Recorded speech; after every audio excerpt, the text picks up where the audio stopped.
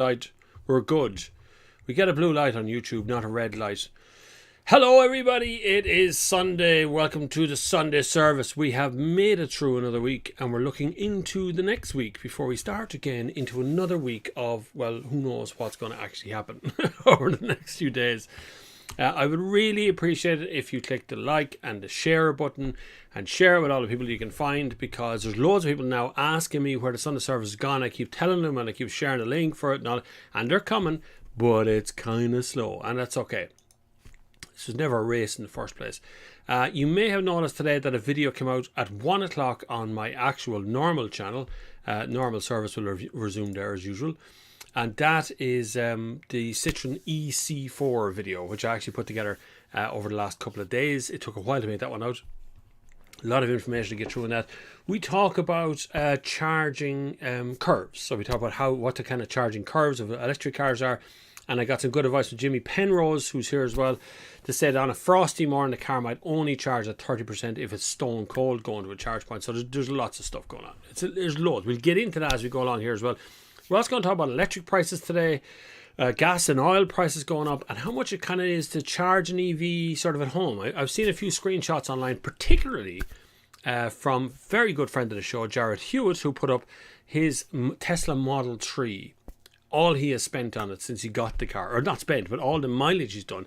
And we started to work out from his screenshot how much that would have cost over the period of 1 year, 12 months at home. So it was actually pretty good. We will get onto all of those as we go along through the thing. Thank you again for joining. Make sure you click the like and the share and the follow and all of the buttons you're supposed to be clicking. Thank you very much. There are 22 of you here now. So click the share button. It's the most important one. Jimmy Penrose is actually here, and I'm just going to flick up his question. I did here. That's good. The questions are working as well. 16.64% cent daytime and 4.79 cent night rate inclusive of VAT. 4.79. That's all you're paying. 4 cent and 79, or is that €4 and 79 at night time? I don't know which way that is. Tell me, Jimmy, which one it is. 4.79 at night time. If it's 4 cent per kilowatt hour, 4.79 per kilowatt hour at night time, that is a bloody good rate. The best rate I've seen for electric over the last while, because we've been looking at our electric rate, because our electric rate is too high. We're paying about, I think, 22 cent per kilowatt, and we don't have a night rate meter. I don't really need one either, because we would. The day rate goes up to compensate for night rates, and it's complicated. So I was going to stick with a normal day rate, and the best I could find was, I think, 17 cent per kilowatt during the day, that's a good rate compared to 22. That's a big saving. There's Eric Rogers in the house as well. Hopefully get a few more on today. Spread the word, new channel. Thank you very much. Click the like button, click the share button. They're the important two ones that cheat the system. And of course, click the bell icon, because then you'll get a notification on your phone whenever I actually go live on this channel. And it will be live on this channel from now on. We will not be going live on the other channel because it's confusing the algorithm. I think it's actually, after doing that, it did it pretty well, because actually that Citroen C4 video that's put up today is doing pretty good. It's just 400 and something views already, so I'm okay with that. That's all right. So that's because the Sunday service is not there. Algorithms are a mystery to most people. That's the problem with algorithms. Couple of tips for people if you're thinking about algorithms. Realistically, listen to nobody, because the algorithm adjusts to you particularly and your channel. So the algorithm for my channel is different from your channel, so the advice only just becomes a sort of a broad spectrum advice when it comes to what an algorithm is trying to do to you or to your channel or to your Instagram post or whatever. One thing I want to notice though is that, in case you're wondering, on Instagram, if you're following me on Instagram, thank you to the 17,500 legends of you out there that are following me on Instagram. But if you're following me on Instagram, you'll notice across here there's stories, Instagram stories. Those Instagram stories are not linked to what time the story went up at. I don't know what, there's Volkswagen Ireland or something underneath. That's not linked to that time. Those stories are actually your most interacted people. That's really what pops up there at the top. So it's weighted. It's even got an algorithm there as well. So Instagram's dying as well. That's a different story. There's Stuart Kerr from a rainy Edinburgh. Good to have you along though, Stuart. A lot of electric talk to get through today. And there's, I can't pronounce your name, it's GC005355. That's a good username. Good start to the week. Hopefully next week will be a good week. We keep getting promised weird weather. Everybody keeps going on about the weather. It's like news is based upon the weather. Everything must start. It's always weather. Automobile Trees in the house. Thank you very much for dropping in, Martin. I hope you got my email as well. Derek Norris is here as well. Let the show begin. Good to have you, Derek. Happy to have you along. I am hello, Bob. Nice to see you again. Wish everyone a great Sunday. It is a nice Sunday, actually. I've been out for a run this morning. It was very nice. I had a lovely run. We were up Slee Bloom yesterday, up to a thing called Clear Lake, which I think is a meteor hole. It's in a bog. It's just this perfect circle cut out of the ground. It's really weird. Anyway, Jimmy says, hi Bob, wonder do eFlow have EV customers left, or have they all gone to toll tag? Still waiting for my discount. Yeah, they're all supposed to have a discount, aren't they? You're supposed to get a discount with an EV going through toll bridges. You pay less price for tolls than an ordinary car does. I was at Irish Car the other night. We're in the Aviva Stadium and we chose our top cars. And then at the event, the winners of each category, you go into a separate room like an antechamber thing as a juror, and you pick out the car you actually want to win the overall award. So you don't really know what you're going to choose until you see the final list. But after is the Kia EV6 was the overall winner. BMW M4 performance category, M3 M4 won the performance category. The my favourite was the Honda E in the small category, but the one that won was the Dacia Sandero, which is good value as well. Honda E just kind of transformed that small segment for me. But anyway, heel of the hunt, I was leaving early enough to get home, trying to beat the traffic, and I came out of the Aviva Stadium and I turned left over a bridge like a dope. And then I turned left again, which taking me in towards the city centre and through a toll bridge. So I get to the toll bridge and I go, I paid the toll. I don't know what it was, $2.50 or $2.80 or something. It wasn't terrible anyway. But, lads, then I went through the Dublin Port Tunnel. That's a tenner.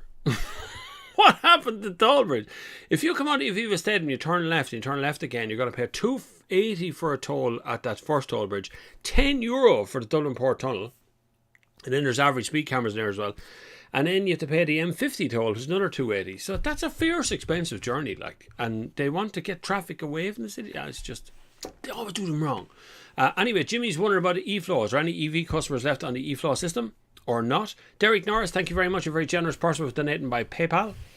You can donate down below. I don't think super chats exist on this channel because this channel is actually not monetized. So these videos are not monetized. I don't get paid at all for these channels. It is only on your support for this channel. And my main channel, which is monetized by YouTube and has been monetized for a long time. Caroline McCormick is here. Thank you very much for joining, Caroline.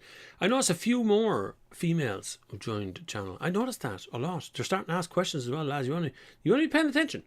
If you are of the old version of men out there who take it seriously and just kind of go, oh, yeah, women can't drive. I'm telling you now, you're in for a bit of a surprise in the next one. There's a lot of women out there taking a lot of interest in a lot of cars. One thing I did notice very recently, which I suppose is disturbing me, it's going to disturb the car industry as well, which is one of the most important things that are coming up, is that people don't want to be sold a car anymore. People realistically want to just sit at home and choose at their leisure and then pick what car it is. And I'm talking generally people who are younger generation, up to maybe 40 years old. And then there's this other bit going higher up that would probably still be more encouraged to go to a dealership or test drive a car, whatever, there's that out there. But I do see a change in the way things are being sold. And I was sitting at Car Deer last night. I was speaking to the lovely people from Nissan. Jean McGann, she looks after the marketing there. I was talking to her. I was talking to Don Hall from Hall PR. He looks after Mercedes. I was talking to, oh, bloody hell, every managing director out there that's PRs, managing directors, all of them. I was talking to all of them about it. And every one of them were talking about that same thing, that kind of shift towards online sales, that shift towards the beginning of online sales, not just being the car, but also being the bits in the car, the optional extras, the carpets, the mats, the hats, the scarves, the BMW gear, all that sort of stuff, all that kind of thing is starting to move online. People are starting to get used to buying things online. So I'm wondering how long it'll be before you will want to buy a car, a full car. And I mean a car, you haven't been to the dealership to see it, nothing else. You've just seen it on the road, you like to look for it, you've seen the ads or you've seen a review or whatever it is, you've seen it somewhere and you go, I like that car, I'm going to buy that car. And how long will it be before you will click a button online and decide I'm going to buy that car? Let me know in the comments. There's Mick Mulcahy here as well, good to see you. Doran is in the house as well. Good afternoon, all. He says, automobile tree filled up a diesel today, first time since Christmas. £71. It's about £20 more than last time. I was literally looking at the petrol pumps here yesterday. There's a petrol station not very far from where I am, and they actually always have the cheapest petrol. It's always like, it's a good 5 cent, maybe more, between it and all the rest of the petrol stations in the town. And yesterday I was looking at it and their petrol price has risen by 5 cent overnight. It had gone up, like it was just gone straight up. Petrol and diesel is really getting expensive, but it's not just petrol and diesel. We got our gas bill recently, so home heating gas, and we don't have an option here. It's gas or nothing. There's no other alternative for us to heat the house and heat the water other than a super SUR or an electric heater, oil-filled radiators, that sort of stuff. But everything here is run on gas. And our gas bill had nearly doubled over our last gas bill, which was only 3 months ago. It's pretty much twice as much, but our consumption is pretty much the same. So the consumption didn't change, but the gas bill has gone up. And that is very scary for people out there. For families, for anyone trying to make a living out there, anyone in their own business. There's just so much consideration going on right now. And of course, I'm in my own business. Very hard for us to make money at the moment. Very, very difficult as everybody's tightening their belts a little bit in the assumption that because the cost of everything is going up, it's harder to make profit for all the business out there. So everybody's tightening their belts a little bit. Tightening a fantastic rate last summer won't change until this summer. That's not too bad. That's a toll bridge as Jimmy's talking about there. Graham Cullen says, hi Bob, hope you're well from cold, rainy Edinburgh. A couple of yous there from Edinburgh now. What's going on in Scotland? It's all like us up in Scotland. We like that. Monovision's here as well. Hellhound is here as well. It's good to have you. Hobbs Rotty has joined in from South Wales. Raining down there too. It's actually quite mild here. It's very mild at night time. I keep going, it's very mild. I don't know why it's so mild at night time. Jimmy Penrose pointing out on the Irish EV Owners Association Facebook page, Cathal Doyle, a colleague of mine, a man I know, but I have no influence over what he writes. He was writing for the Indo. He's a freelancer. He writes for multiple articles and multiple publications. He wrote a piece, I suppose I would suggest it was sort of to appeal to a certain kind of audience who maybe doesn't know much about EVs, or also to appeal to a very, very general audience, not a narrow field audience, possibly not uneducated audience on EVs. But also it was kind of like, you have to write an article that someone's going to bloody read it, lads. If you're going to write, and I know because I write these all the time, you can't write an article factually and keep it all like, this is the actual facts here. No one reads that stuff. Not in the newspaper, they don't. The headline is all you've got to go on there. So when you write an article, no matter what the article is, you've got to get readership for that, particularly as a freelancer. It's your job to get the freelancer's position so you can get yourself paid, so you can get some money in the bank, so it's easy to digest, because people have such a short attention span these days for articles, that if you can catch them with a headline, you might get them the first paragraph and then they're gone. Then that's it. If it's not interesting, that might disappear. So to some degree, you kind of have to balance it up with people who are not sure about EVs and other people who are sure about EVs. And you need to create a little bit of controversy to make that debate happen. And if you're not controversial, or you're just a yes man, you've just no business being a journalist. You just don't. If you're sitting there publishing a press release every day, you're doing yourself a massive disservice, because you're useless to the industry. Simple as that. If I started out 10 years ago doing press releases, I wouldn't be here now. I would have been just disregarded as the industry, because you never get conversation going. If all you're going to do is take the side of the press releases that come out of the market managers, you're never going to ask any questions about it, you're never going to have an opinion on that, you're useless. Stop doing what you're doing and find something else to do, because you're at nothing. You're not helping the industry, you're not helping the consumers, You're not helping anybody, because marketing people get paid a lot of money to sit down and write those press releases, write those articles. They go through layers and layers of management to make sure there's nothing in it that can be used against the company. But that's your job as a journalist, is to decide what that really means. So the idea that calls opinion, which someone started off with it being a hatchet job, it's not a hatchet job. It's just an article full of opinion. It's a bit like my video I did recently where I was talking about the Volkswagen GTX, and at the beginning of the video I was talking about the infrastructure of the network in Ireland, and it's, let's face it, it's not deadly, right? It's getting better, but it's not brilliant. Certainly not you can hold up and go, Ireland's doing it right these days. You can't ever say that, because all you ever do is get pounded with Norway. And so when I point out that video, that came under fire as well from the same group. So it's very easy to sit back and be, I'm brilliant and I know everything about EVs, and that's it. So everything that comes out, this guy knows nothing, that guy knows nothing, they're useless. What's the point of that? The point is conversation. The point is to get everyone on the same page, get everyone talking about it, get everyone involved in it.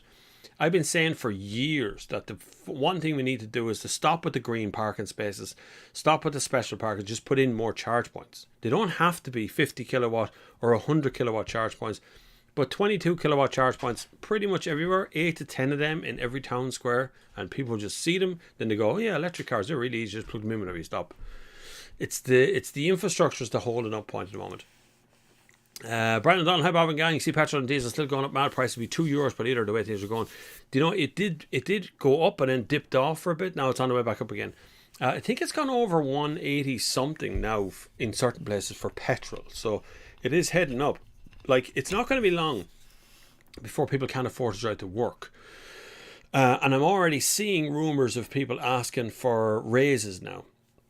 A public-private sector thingamajig starting to talk about getting money, raise money because of money, because everything, inflation is going up. But how can that work? That we've got to get the cost prices of things down, not pay people more money. I know that sounds crazy, but you need to pay people more money when they do more work. Where'd I get that one? I got millions of water bottles. I keep buying water bottles because I try to stop buying plastic bottles of any kind. Just I don't want to buy any plastic bottles. So I find it really cool when I walk into a shop and they've got cardboard bottles, which are kind of cool now, to see full cardboard bottles. But some of them have plastic interiors on them, so you have to be careful. I'm very against plastic. Tied into 4.79 per kilowatt hour for energy last summer, less than €1 to travel. That's amazing value, Jimmy Penrose. That is amazing value. Like, that's unbeatable value. You're not going to get that now, but average nighttime rates are actually favourable, but it'd be closer to 13 cent, I'd say, at night time. 13 to 14 cent at night time, rather than 4 cent, nearly 5 cent per kilowatt, which is an incredibly low rate. Tony Parkinson, hi Bob, the last two cars I bought were online, sight unseen until delivery. Last year was a 2017 BMW 330e, good car that. Last week I part exchanged for an ex-demo Skoda Enyaq, very good car that. 80 even 200 miles away. That's what I think is really happening. I think Tony's situation there is the stuff we're going to see more often. And I know a lot of dealership people would listen in on this thing, and we're listening back to the replay of it. I do get many messages from many dealerships. If you want to hire me, you can, of course. But the messages I'm hearing right now is there is less people coming in into dealerships, and also the people who are arriving in are really educated, and in a lot of cases they know more about the car than the salesperson, which doesn't, a salesperson is not a specialist on a car. They understand motor vehicles and they understand motor cars in general, but there are people out there who can tell you what, because they've sat online and they've spec'd up the car, they can tell you what options they want, to tell you how much it's going to be. They're telling you what's going on right now.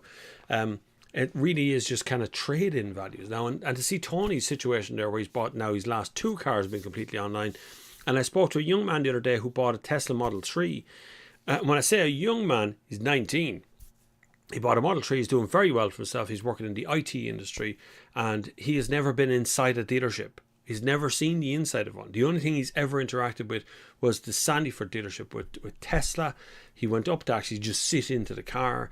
He said they were really nice, and he bought the car. Next day, he went onto the Tesla website and he ordered himself the car. End of story.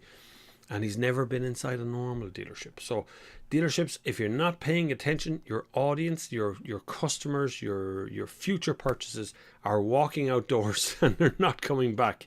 A lot of them will disappear. There's Carla McCormick pointing out the Mitsubishi dealer was gone from Kildare town. Tis, and they're all, well, of course, Mitsubishi's gone from, not gone from Ireland, but the headquarters gone from Ireland and Europe.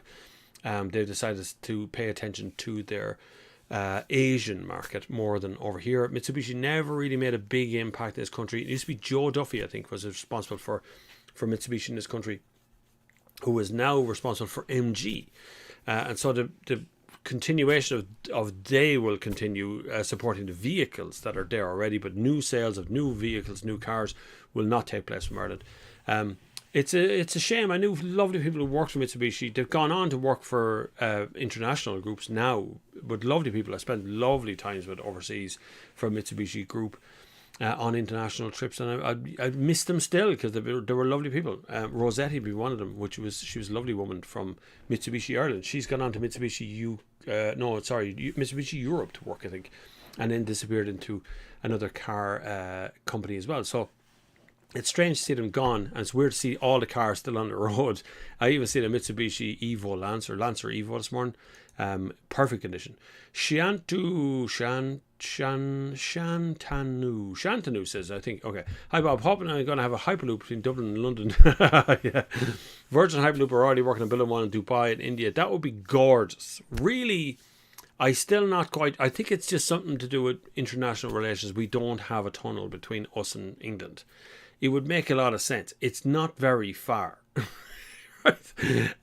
Even from Northern Ireland to Scotland, we could have a bridge. Like, it's not very far. If you go up to the right part of Northern Ireland, you can nearly see Scotland. Like, it's so close. On a very clear day down in Dublin, you can see Wales. Like, it's really, I don't know why we're not connected by bridges or by a tunnel, which makes sense. When you think of the Channel Tunnel, which was built there, I don't know what year that was, but I remember it being built. I don't understand why we can't do something like that for us in England. Which, can you imagine driving to England? Just driving there on a bridge or in a tunnel. Like, not even a train. Just drive into a tunnel, come out the other side. Why wouldn't you? Great stuff. Hi Bob, says Damien from Chesterfield, UK. How long do you think it would be until we start to see major Chinese brands bringing out their cheaper EVs? This year, Damien, you're going to start seeing a few of them. Xpeng will be one of them. It's almost here as far as I know. There's another one called, I can't remember the one that's already released now in Norway. Name of that will escape me right now, but there's at least 2 brands that are coming here. By the end of this year, you're going to see multiples of those brands starting to appear out. I'd imagine they're waiting for export licenses or something. There'll be some sort of a hold-up that'll go with it. But once the hold-up ends, you can expect the Chinese to flood the market here, which will, and I spoke to the managing director of Volkswagen Group here in Ireland. I also spoke to the managing director of Volkswagen themselves, the car. So there's a managing director of the group Volkswagen, which is Skoda, Seat, Audi, and Volkswagen. And then there's a Volkswagen managing director as well. And I spoke to both of them, and both of them were talking about their electrification future and how worrying, I suppose, it is to see these other Chinese brands. The lovely managing director of Volkswagen worked in China for 5 years for Volkswagen and seen it there firsthand, how fast, how quickly they move along and how fast they're able to change absolutely everything overnight. The tooling of equipments can change. They can build things very quickly. They even build factories and stuff very fast. Well, I remember speaking to Harris Group when they were talking about bringing in which they've since brought in all of the Higer stuff, which is all Chinese stuff. A lot of it's buses, electric buses. We have a Higer electric bus here in the town. One of the only electric buses in the country. It's privately owned, but it does circuits of the town. You can get in and get off it. That came in and they started with a field. With some houses in it. They cleared out the field, the houses, and they had a clean room building plant for batteries inside 6 months, and they were producing cars inside 8 months. Completely end-to-end, start to finish, cars built. So their speed of putting stuff out is very quick. Now, their quality may not kind of coincide with the speed, but they only get better as they go along. So again, car companies worldwide will be looking very, very carefully at what China's doing right now and trying to figure out what way they can make it happen. Listen, if you're first time here, don't forget to hit the subscribe button. There's a lot of support ways down below, but subscribing is the free way to support us. Click on the little bell button we said as well, because that way you get a little notification when I do actually do a live, which is always on a Sunday at 2 p.m. And then share it with your friends, because we're trying to get to 1,000 subscribers and trying to get our watch time up and all that sort of stuff. YouTube is telling me all about watch time now. It's kind of, wow, you got 200 hours. And you're going, yeah, I just did that one. That's just one session. It's okay. It happens a lot. Tony Parkinson says there are clauses, terms of sale in Ireland allowing to be rejected within 14 days delivery. Correct. You can actually do that in Ireland. It's for online sales. It's actually kind of a European directive, but it works very well. You have almost more rights when you're buying things online than you are when you're buying things in a shop. So if you buy something in a shop and you don't like it and you bring it back and you say, well, I just don't like it, they don't actually have to take that back. They usually will. Out of goodwill things, they'll usually take it back. But in Ireland here, you can, when you buy it online, you have 14 days to return it, no quibble. End of story. There is no questions. They have to refund your money. So that's a European directive, but it's probably more or less across the entire UK and Ireland and Europe and the whole lot. Amane says, I usually ride motorcycle in the city to go to work and all stuff. I rarely drive the car in the city, but in the weekends and holidays I like to go a long road trip. Should I go a petrol or diesel car? You could pick anything in that respect, because if you're driving a motorcycle every day and all you want to do is just one long road trip every single weekend, you can have whatever you want to have, because the car is going to lie idle for most of the week. You can easily get away with electric on that as well. You just leave it plugged in, let it charge 80% and don't touch it again for the whole week. It'll just top itself up as the week goes on. Or a diesel or a petrol, it won't really matter all that much because it's such a low use car. Now, if you're going to leave a diesel sitting still for 6 days at a time or 5 days at a time, that's probably going to cause you more problems than any electric or petrol will do. Electric or petrol will put up with being sitting still for a long time. Diesel tends to seize up slowly over time as the oil needs to move about inside the engine. It's heavier oil in a diesel than it is in a petrol. I'd buy an electric car. That's what I would do, but they're a bit expensive. But I'd buy a second-hand electric car and go for that long road trip in the weekend. You'll have no problem, and it's probably going to be cheaper. Leave it sitting there. Jimmy says, why don't ESB have half-price charging at night in public chargers? It might reduce the demand in public chargers during the day. Because ESB, in my experience, the ESB network team is actually very small in comparison to ESB themselves. And they don't talk to one another. They've nothing really to do with one another. And innovation is not rewarded. So it's not a private company. You know, if it was a private company, like EasyGo or someone, there would be someone that go, why don't we do that? That really makes sense. But because it's a public network, they just kind of go, well, we don't have that. So why would we? The chargers are never in use at night time or something. You know, they come up with some other excuse. Essentially, what was put up on, I saw it on another group the other day. I can't remember what group it was looking at, but I saw it in another group the other day that they were after putting in, they were saying they put in 1,760 chargers, but in reality what ESB Networks was doing was saying that the CCS and the CHAdeMO were two different chargers, as if that was two chargers that they put in, when they only put in one charger at that point. There's the problem straight away. They didn't put in two chargers, but in one charger, because you can't charge CCS and CHAdeMO at the same time. And anyway, CHAdeMO's kind of dead apart from the older Leaf now. No one's really using CHAdeMO. Lexus, I think, as well put in CHAdeMO, but I'd say they'll change CCS as well. Hi Bob, I drove a Tesla Model 3, says Daryl, all-wheel drive, could not get over the take-off speed and got out of the car like a child wanting one so bad. Someone I know, Petrol Ed, has sold his his Porsche Taycan for that exact reason. He was afraid of losing his license. I think the scary bit, more than anything, is there's no noise. See, when you drive fast in a fast petrol car, like a good Audi R8 or something that's quick off the line, something quattro that's very fast, there's usually an accompanying scary noise that goes with that, like something gargling a hammer. You know, it's just a whoom, and you can feel the pressure of the car and the sound and the vibrations, and you feel all that stuff. Then you get into an electric car and do the same thing, and you don't feel any of that. It's like warp speed. It just goes from 0 to 100 kilometers an hour in a very short space of time, and there's no sound that comes with it. But Tesla is fast. The reason most electric cars are is because there's no gearbox. There's no physical gear linkage between the engine and the drivetrain. The drivetrain is basically linked straight into the motors, and that's it. So the torque comes straight down right into the wheels, and away you go. So, and there's also no gear change to wait for. The only thing is that it's basically a drive shaft spinning forward or backwards. If you're reversing, the drive shaft just spins the other way. But the only thing is, it can only spin so fast. So it's on the gears for high performance cars will overtake it on long range. So over like a mile or 2 miles, a petrol diesel fast car will go faster than a Tesla, but they are very fast out the line. It's deadly at traffic lights. Blitz, bing, just gone. It's like playing pinball. It's deadly. Philip says, what do you think of short-term car rental like GoCar? It's expensive, Philip. Other little tiny problems, I suppose, between them is like finding parking spaces, dropping cars back, electronic bits not working, actually opening and closing the cars, getting in and getting out, making sure you're clocked on, clocked off stuff. But like if you, a bit like hiring a bicycle, you know, it's the same sort of principle. If you want to get from place to place and you just have a day of meetings and you're never going to need a car for the rest of the week, then that one day will pay you back.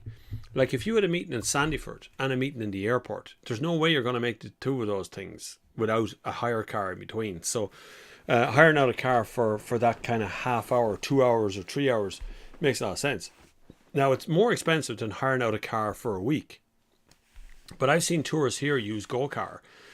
So they're on bus tours the whole time, traveling around the place and doing their stuff. And then all of a sudden they'll get into a hire car. So they need to go to a mountainside or want to go to Wicklow or somewhere that the bus won't go. And they want to do it under their own power, if you know what I mean. Which is always kind of good to see people choosing other things here. But we, of course, have a good cycle network as well, where you can rent bicycles, but that has been up for problems, massive problems in Dublin, as people now are buying electric scooters. And I'm the same. I was literally the other day dropping a car in Kia and picking up a car in Mercedes or in Toyota, and I brought my little electric scooter with me and I plugged it in, drove up, and I even have a little converter that I can charge it in the car if I need to. I don't usually, I usually bring it full, but I rocked up the Kia, pulled the thing out of the boot, unfolded it, turned it on, off down the road.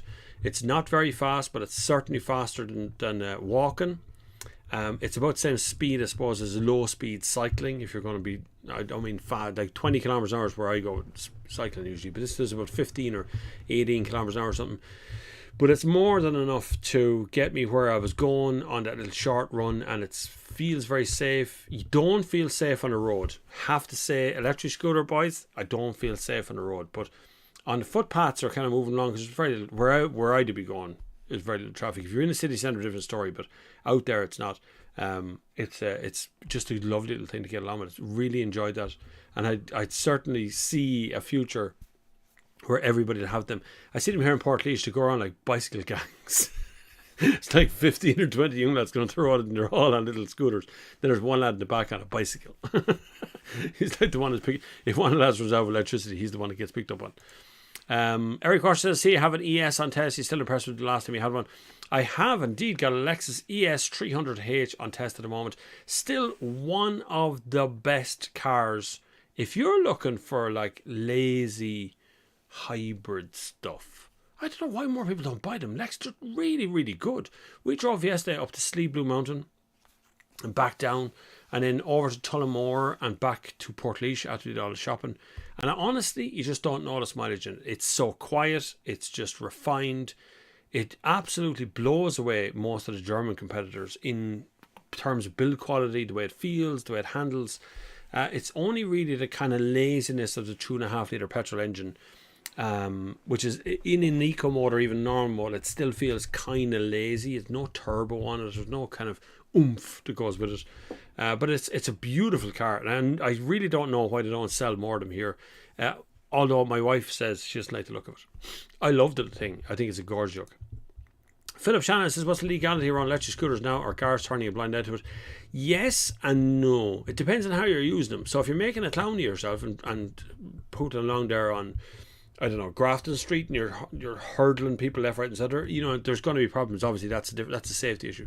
But legality-wise, our lovely Minister for Transport, Eamon Ryan, should have, for God's sake, brought out legislation. It's written. It's going through its stages of, the Shannon, the thing is like all these older people need to sit there and go, well, I think that scooters are dangerous, and then it gets held up. So that's what's after happening. But reality, the legislation, we've seen it, we kind of know what's in it now.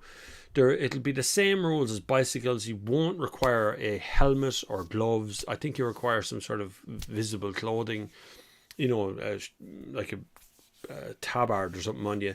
But I think that's about the only legislation on it right now. If you're not making a fool of yourself, you're not riding up the M50 or wherever it is. I've never been stopped.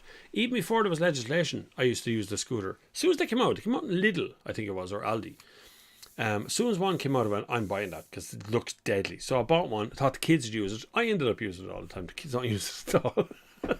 I go up to town there and everything on it. It's just so handy because you fold it up and you walk into the shop with it in your hand. Just walk around with it. You don't need to lock it up or do anything with it. It's always there with you. Much more convenient than a bicycle. But it does feel a little weird. And if you're going to carry like a bit of shopping on it, or like I seen a woman the other morning, she was on it and she had two kids on it with her. So two kids, smaller kids, standing in front of her, holding onto the front of it. That looked terrifying. If she falls off that, those kids are going to be destroyed. But that's, I suppose, people are just going to get lazy and do their thing, Do you think the manufacturer's claimed WLTP electric range is misleading, given that they're virtually impossible to achieve? Surely something more realistic could be better for buyers, Tony says. Well, yes and no. WLTP is it's not cheatable, so to speak, because they test every car. So it's not like the old version where you could tape up all the wing mirrors and, put in special fuel and only put in 5 litres of fuel and just drive on that. Put in a fella that weighs like 60 kgs in the front seat and make him drive like a granny. They were all the old ways. They taped up the seams of the bonnet. They did everything to make the fuel economy better. But they can't do that anymore because WLTP tests each individual car and each individual claim. And it's all done off-site. It's not done in conjunction with the car company. So there's a different scheme to it. But what strikes me about the range of electric cars, and this is the problem I have all the time, is it seems to be imaginary. And we should stop selling cars based upon the claimed range. We don't do that with diesel or petrol. I've never started a review with, this is a 2.5 litre Lexus ES 300H. It has a 45 litre petrol tank, which should get you about 600 kilometers. I never say that because it doesn't matter, because you just fill it up again really quick. So you say the fuel economy of the car, which was always imaginary. For my whole life, it's been the same. The fuel economy figures of all petrol and diesel cars have been more or less imaginary over all the years. So I fail to see where that problem comes into it. But what would be very useful would be to talk about the efficiency of the engine rather than its claimed range. You kind of talk about the efficiency, and I see a lot of places don't talk about that.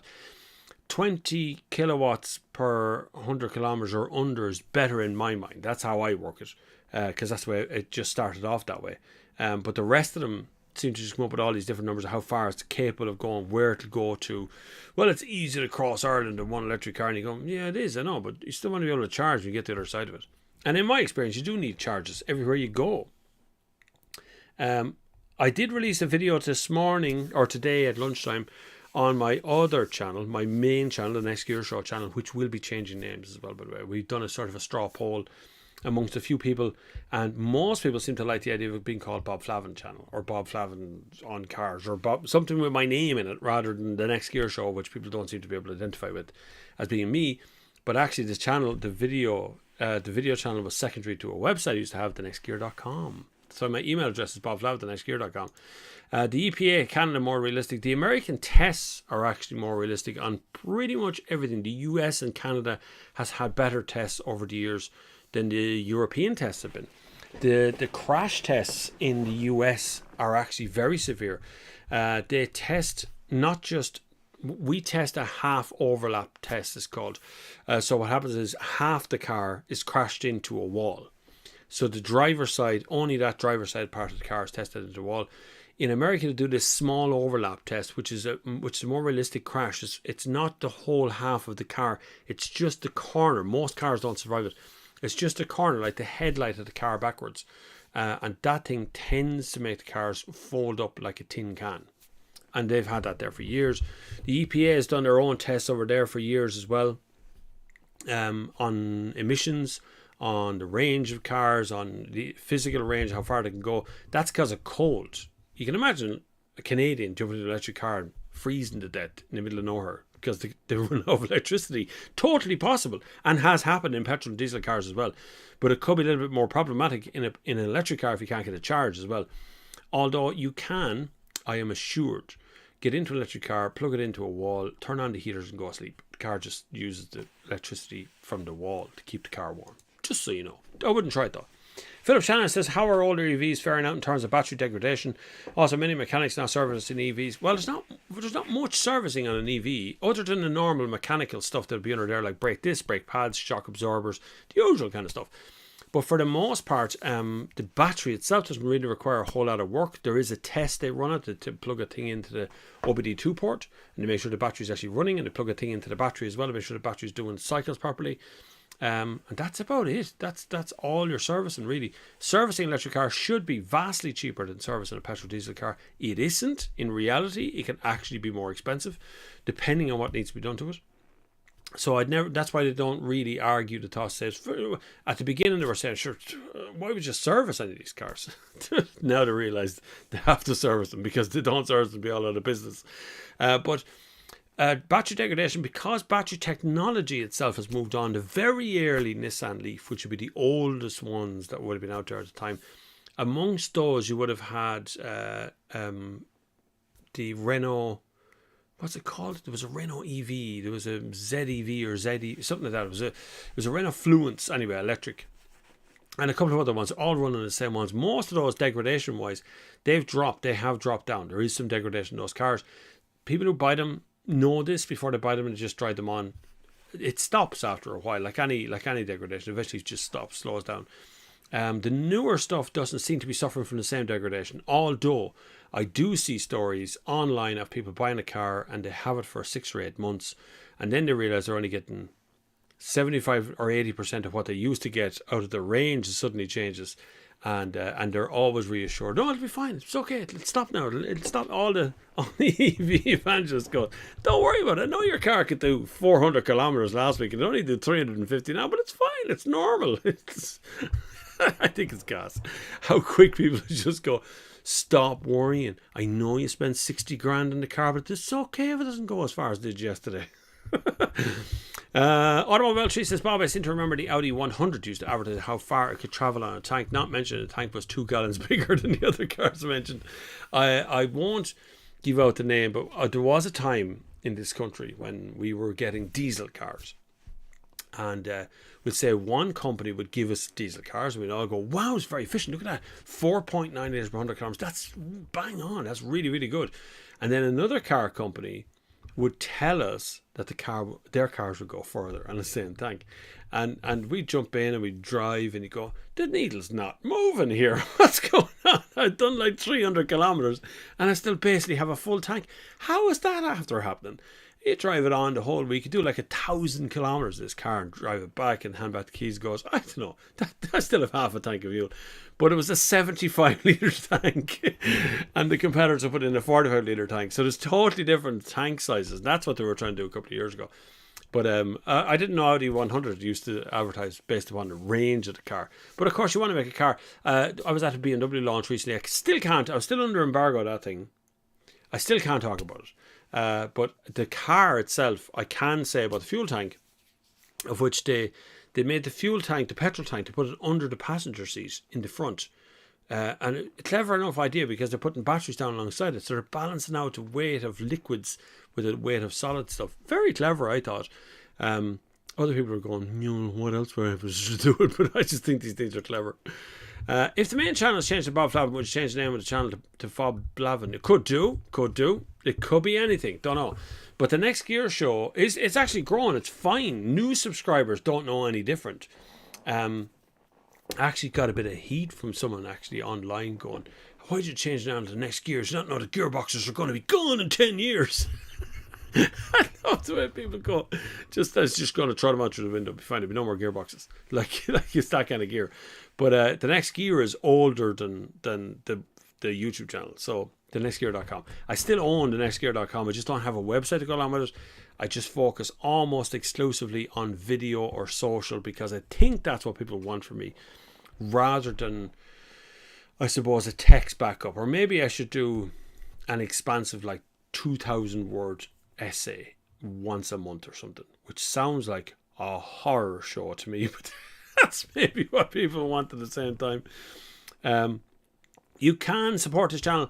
The main way to support this channel is subscribe here and subscribe to the main channel, which there's two channels belong to me. But subscribe to both of them. I'm going to make other videos that will be more explaining things as well. So that's also coming on thenextgear.com. So loads of stuff coming, actually. So subscribe is the first way. And then, of course, if you want to actually support the channel, there is a list of links down below for patrons, PayPal, and so on. That stuff. There's lots going on at the moment. All will be revealed in the next few weeks. We've been talking about it. Myself and my wife have been talking about it here. We're talking about people outside as well. Talking about people who subscribe. Talking about people who don't like me. Talking about people who do like the fan stuff. You know, you kind of gauge what's happening. But there's more changes coming.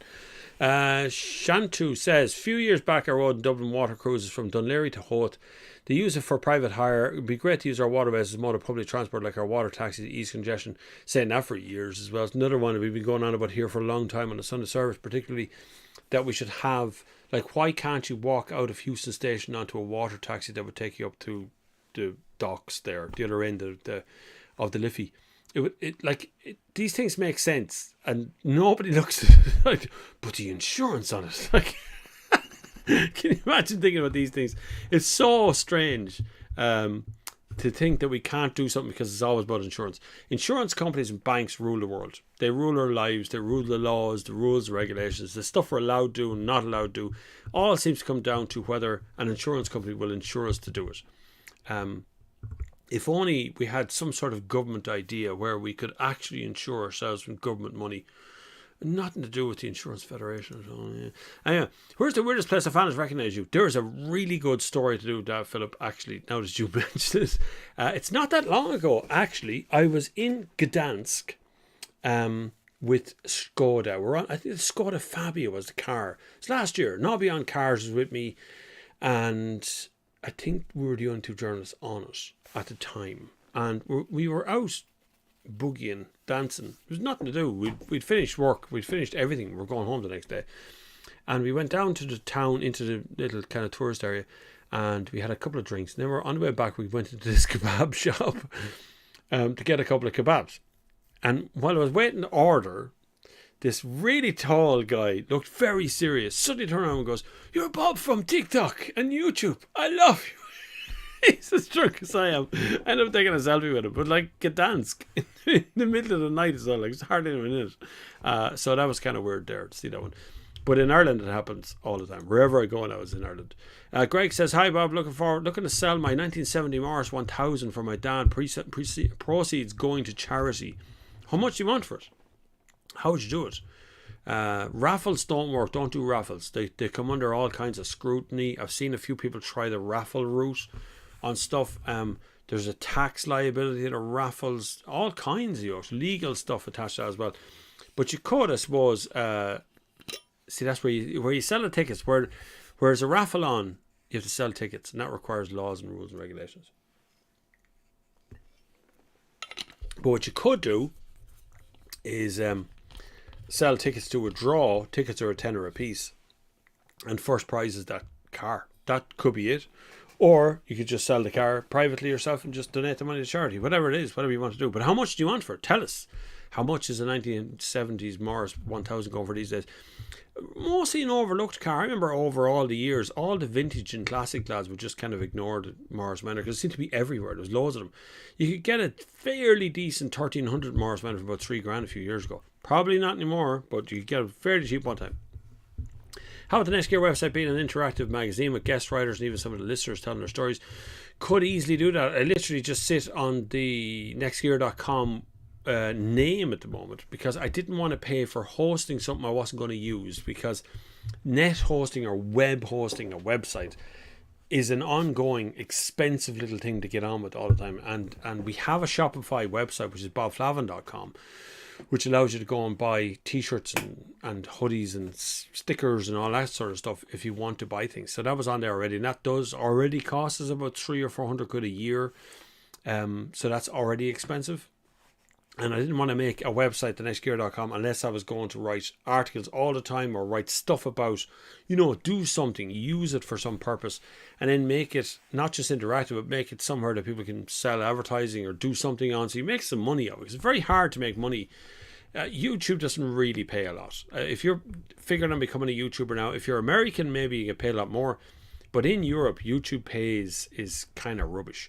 And if you look at a video that goes well in America versus a video that goes well in Ireland, if it goes well in America, you'll get 3 to even 4 times the amount of money from one view in America than you will from one view in Ireland. So it's very, very difficult for any YouTubers to say they're actually just giving up their jobs and doing YouTube full time. I've done it now for years, but it is a continuous struggle every single month to try and get views, as YouTube don't care whether you have had 10 successful videos and then you put up another video and that fails. They don't care. It makes no difference. They just go, less viewers are watching that one. Good luck. The algorithm could change you in a blink of an eye. I mean, if an algorithm actually latches onto you, your video could just take off and run and be well in itself, if you know what I mean. It's very Irish saying right there, to be well in itself. But I just check how many are still here. 62 of you still here. Thank you very much for joining us. Very good of you to be here. Don't forget to share and like and subscribe at all times. I promised at the beginning we would talk about electricity prices rising, and they have. It's not just electricity prices, it's gas, it's oil, it's fuel, it's everything is rising. And we predicted this last year, so much so that I actually held a protest last year. I went up to Leinster House and delivered our letter of protest over the increase in tax take when it comes to petrol and diesel. Because Eamon Ryan, and the Minister for Finance and the Finance Department, put up the price of petrol and diesel by putting up the tax on it last year. And we wanted a reversal of that. And that was last year. Now, the protest in itself didn't really get a ton of people to come along to it because it was expecting to bring cars and things. There was a good few people there, don't get me wrong. It wasn't a small protest, but it was a good enough protest. But the problem is nothing happened from it. They ignored that. The truckers had a protest about fuel prices, as truck drivers are commercial organizations. They need to make money all the time. So they had a protest and they ran aground as well. Same thing, didn't really have any big effect. We're back to square one, and now we're starting to feel the suffering of the people. I spoke to an American friend of mine the other day who was importing things from China by container ship. Used to be €2,000 or $2,000 a container. It's now $20,000 a container, which has changed the cost price of absolutely everything for transport wise. That's coming from fuel. Here in Ireland, we're starting to see it as well. Just the price of shopping is going up. The price of just buying a pint of milk or buying ordinary bread and stuff on the shelves is starting to go up as well. So in that, you have to shop around, and everybody knows you have to shop around with shopping, but hardly anyone does it with petrol, diesel, or particularly things that you can control from your computer screen, your oil and your gas and your electricity. They're the things you can actually control sitting in front of your computer, and it's not that hard to control them really. I might be able to go to a website and show you a couple of ways to do it. There is a website that I use quite a bit to compare prices and stuff, and it's called bonkers.ie, in case you're wondering. I know that sounds wrong, but it is called Bonkers. And I'm going to just bring in a window. Hold on 1 second. We're getting there. There it is. Okay. So we're going to cut off that. I think that's going to keep on trucking for me. I hope it'll keep on going. There's bonkers.ie up here on the window for you. I want you to pay attention to a couple of things in this. So every one of these, I'm not advertising Bonkers, by the way. I'm just going to cut back to me for a second. There is nothing that I got paid, nowhere, nothing. This is not an ad for Bonkers at all. It's just a price comparison website. That's all it is, and it's probably the handiest one there. You can log in and sign up stuff. But you notice here gas and electricity. So you can click into that right now and you can compare gas and electricity price on their own, or just gas price on their own. Usually dual fuel stuff is a little bit cheaper. Do you have, currently I do have the same one, and I don't know who it is. I couldn't tell you. My wife knows these things more than I do. But we're just going to pick Energia. Electricity supply is an urban one. Meter, I have actually got a smart meter, but I don't think there's that in direct debit. It's fine. Standard dual fuel, yeah, that's fine. I don't have a night saver. See that things there? How much electricity you use? National average is fine, yeah. Whatever, yeah. Just do all that. Yes, you can compare that. No, show me all the tariffs. Okay, so it's starting to do its check now, and I'll cut back to that when it actually gets some stuff up on the screen for us. So this is literally just price comparison. That's all we're doing right now, is just looking at the price comparisons. Here's important information about this bit. We'll worry about that in a minute. There's save. Look at these. See these electricity plans. Now, Bonkers might get a deal here to push these two particularly every time, but we look down them as we go along here. So there's one. Unit rate here, look, 18.82 cents. That's all we're interested in. Now, why do I say that? Okay, this is why I say this bit of it. This is the important part. You must pay attention to the standard rate charge. You have to be really careful about that, because some of those rate charges change over time. And when they change, you end up paying more than you did before. So it only lasts for 3 months at a lower rate, then it goes up after a while. But all I want to know from these bills, I'm going to fade back to it now, is 18.82 cent here, standing charge is 246. Okay, that's the estimated annual bill here. And you can say, forget about this thing, ignore this bit, just look at this bit. Okay, that's the 2 bits you're going to be interested in. Along here, then move down, look, you see the way they're not advertising board gas, but actually it's 16.08 cent. It's cheaper unit rate than up there. Yeah. And then 19.33, then 22 I have a feeling that's what I'm on, you know, Electric Ireland. 17.15, 17.15, 17.74. The rates are getting weird. Further down you go, the weirder they get. So up the top, if you start looking at board gas energy, seems to be the cheapest one in my opinion. 16.08, or a standing charge 227, which is actually cheaper than Energia's standing charge as well. So that's how you save money. You must change your bills regularly. Get over yourself.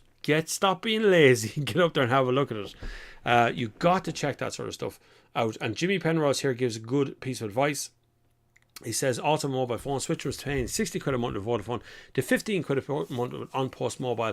I will second on Post Mobile. I use GoMo, which is $14.99 a month, and that's guaranteed forever, it says on the ads.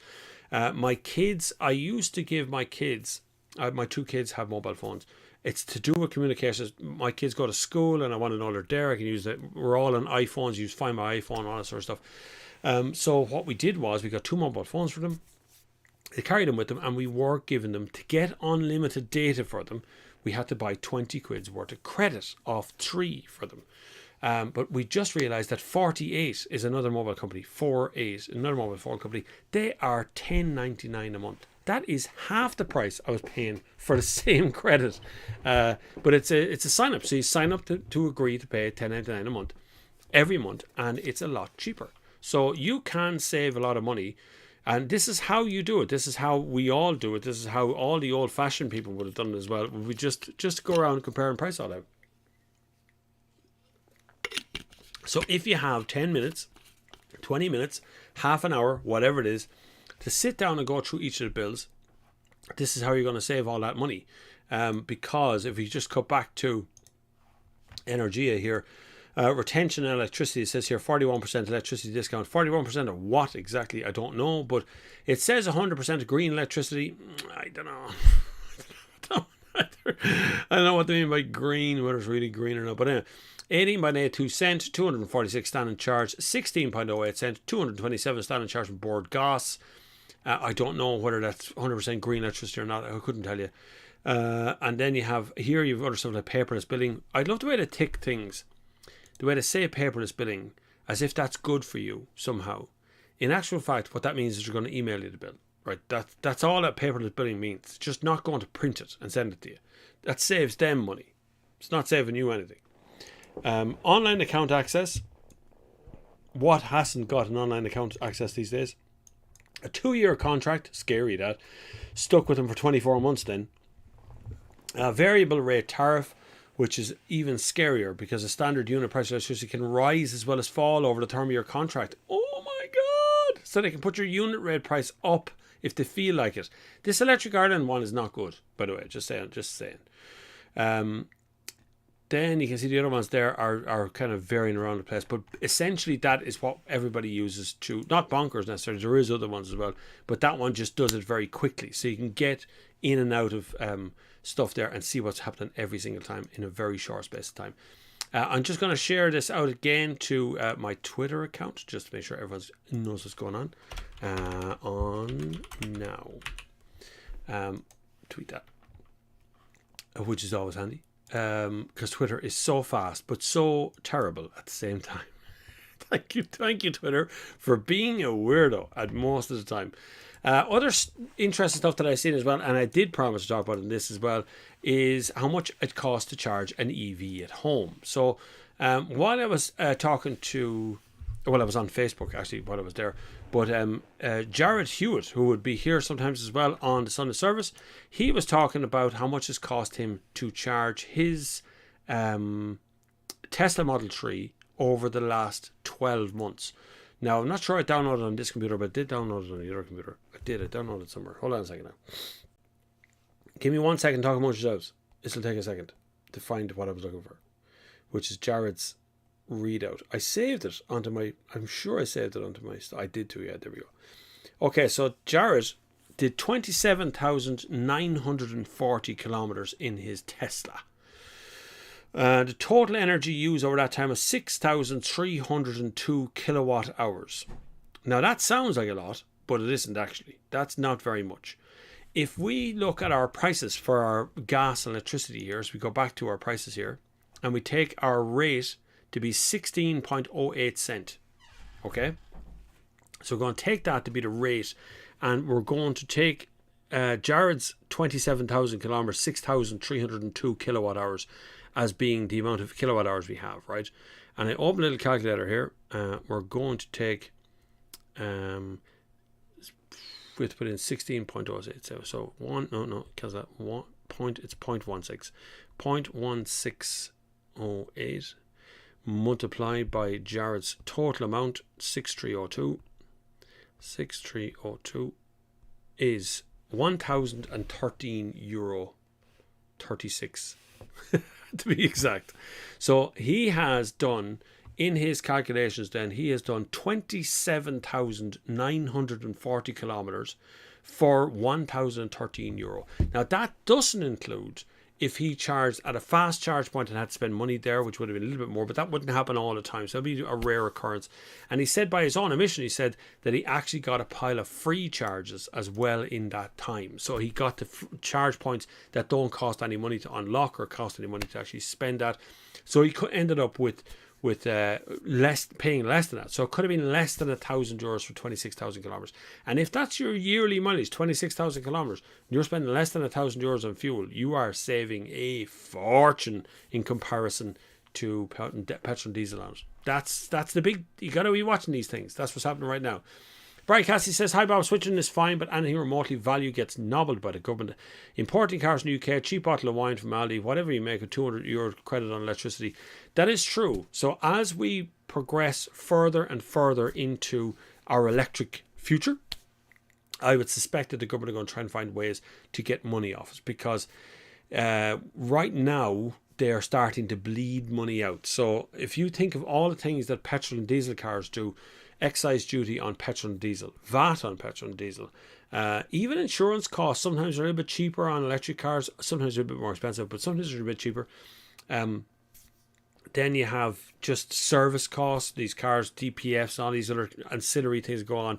So between all that and VRT, they're starting to lose money because of electric cars. And the more electric cars that go onto the road, the more we're going to be in tax band A the whole time.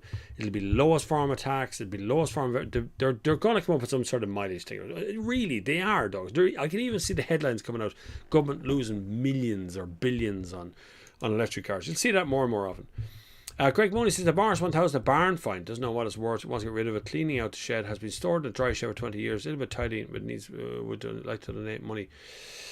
Set a price for it, really. If you're going to donate the money, you want to be setting money for it, because someone's going to want that, I'd buy that, but it depends on the price of it. Like, it can be stored in the barn 20 years, but it could require 20 grand worth of work to actually get the thing running again, because an engine stored even in a dry barn dries out. It takes a long time to get those engines back up and running.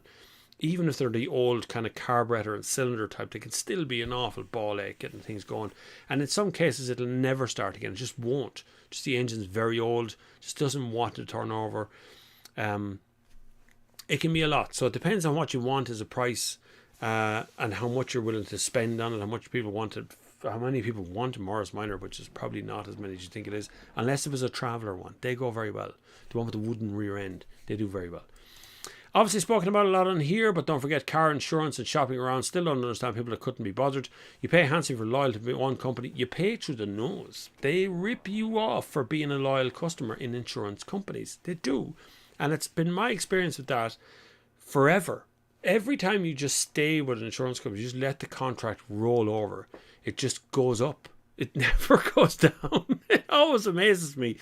And I only realised that people don't swap when I started using TikTok a lot. When I started making TikToks, I realised then all of a sudden that people just don't shop around. Young people particularly ring an insurance company, or they go online and they do a price comparison. You have to go, my insurance is going to be $5 grand. I don't know what to do. And you go, did you ring them and just ask them what they think it's going to be? Or did you call the AA, or did you call Tesco? I think did insurance for a while. The post office does insurance. Most banks do car insurance.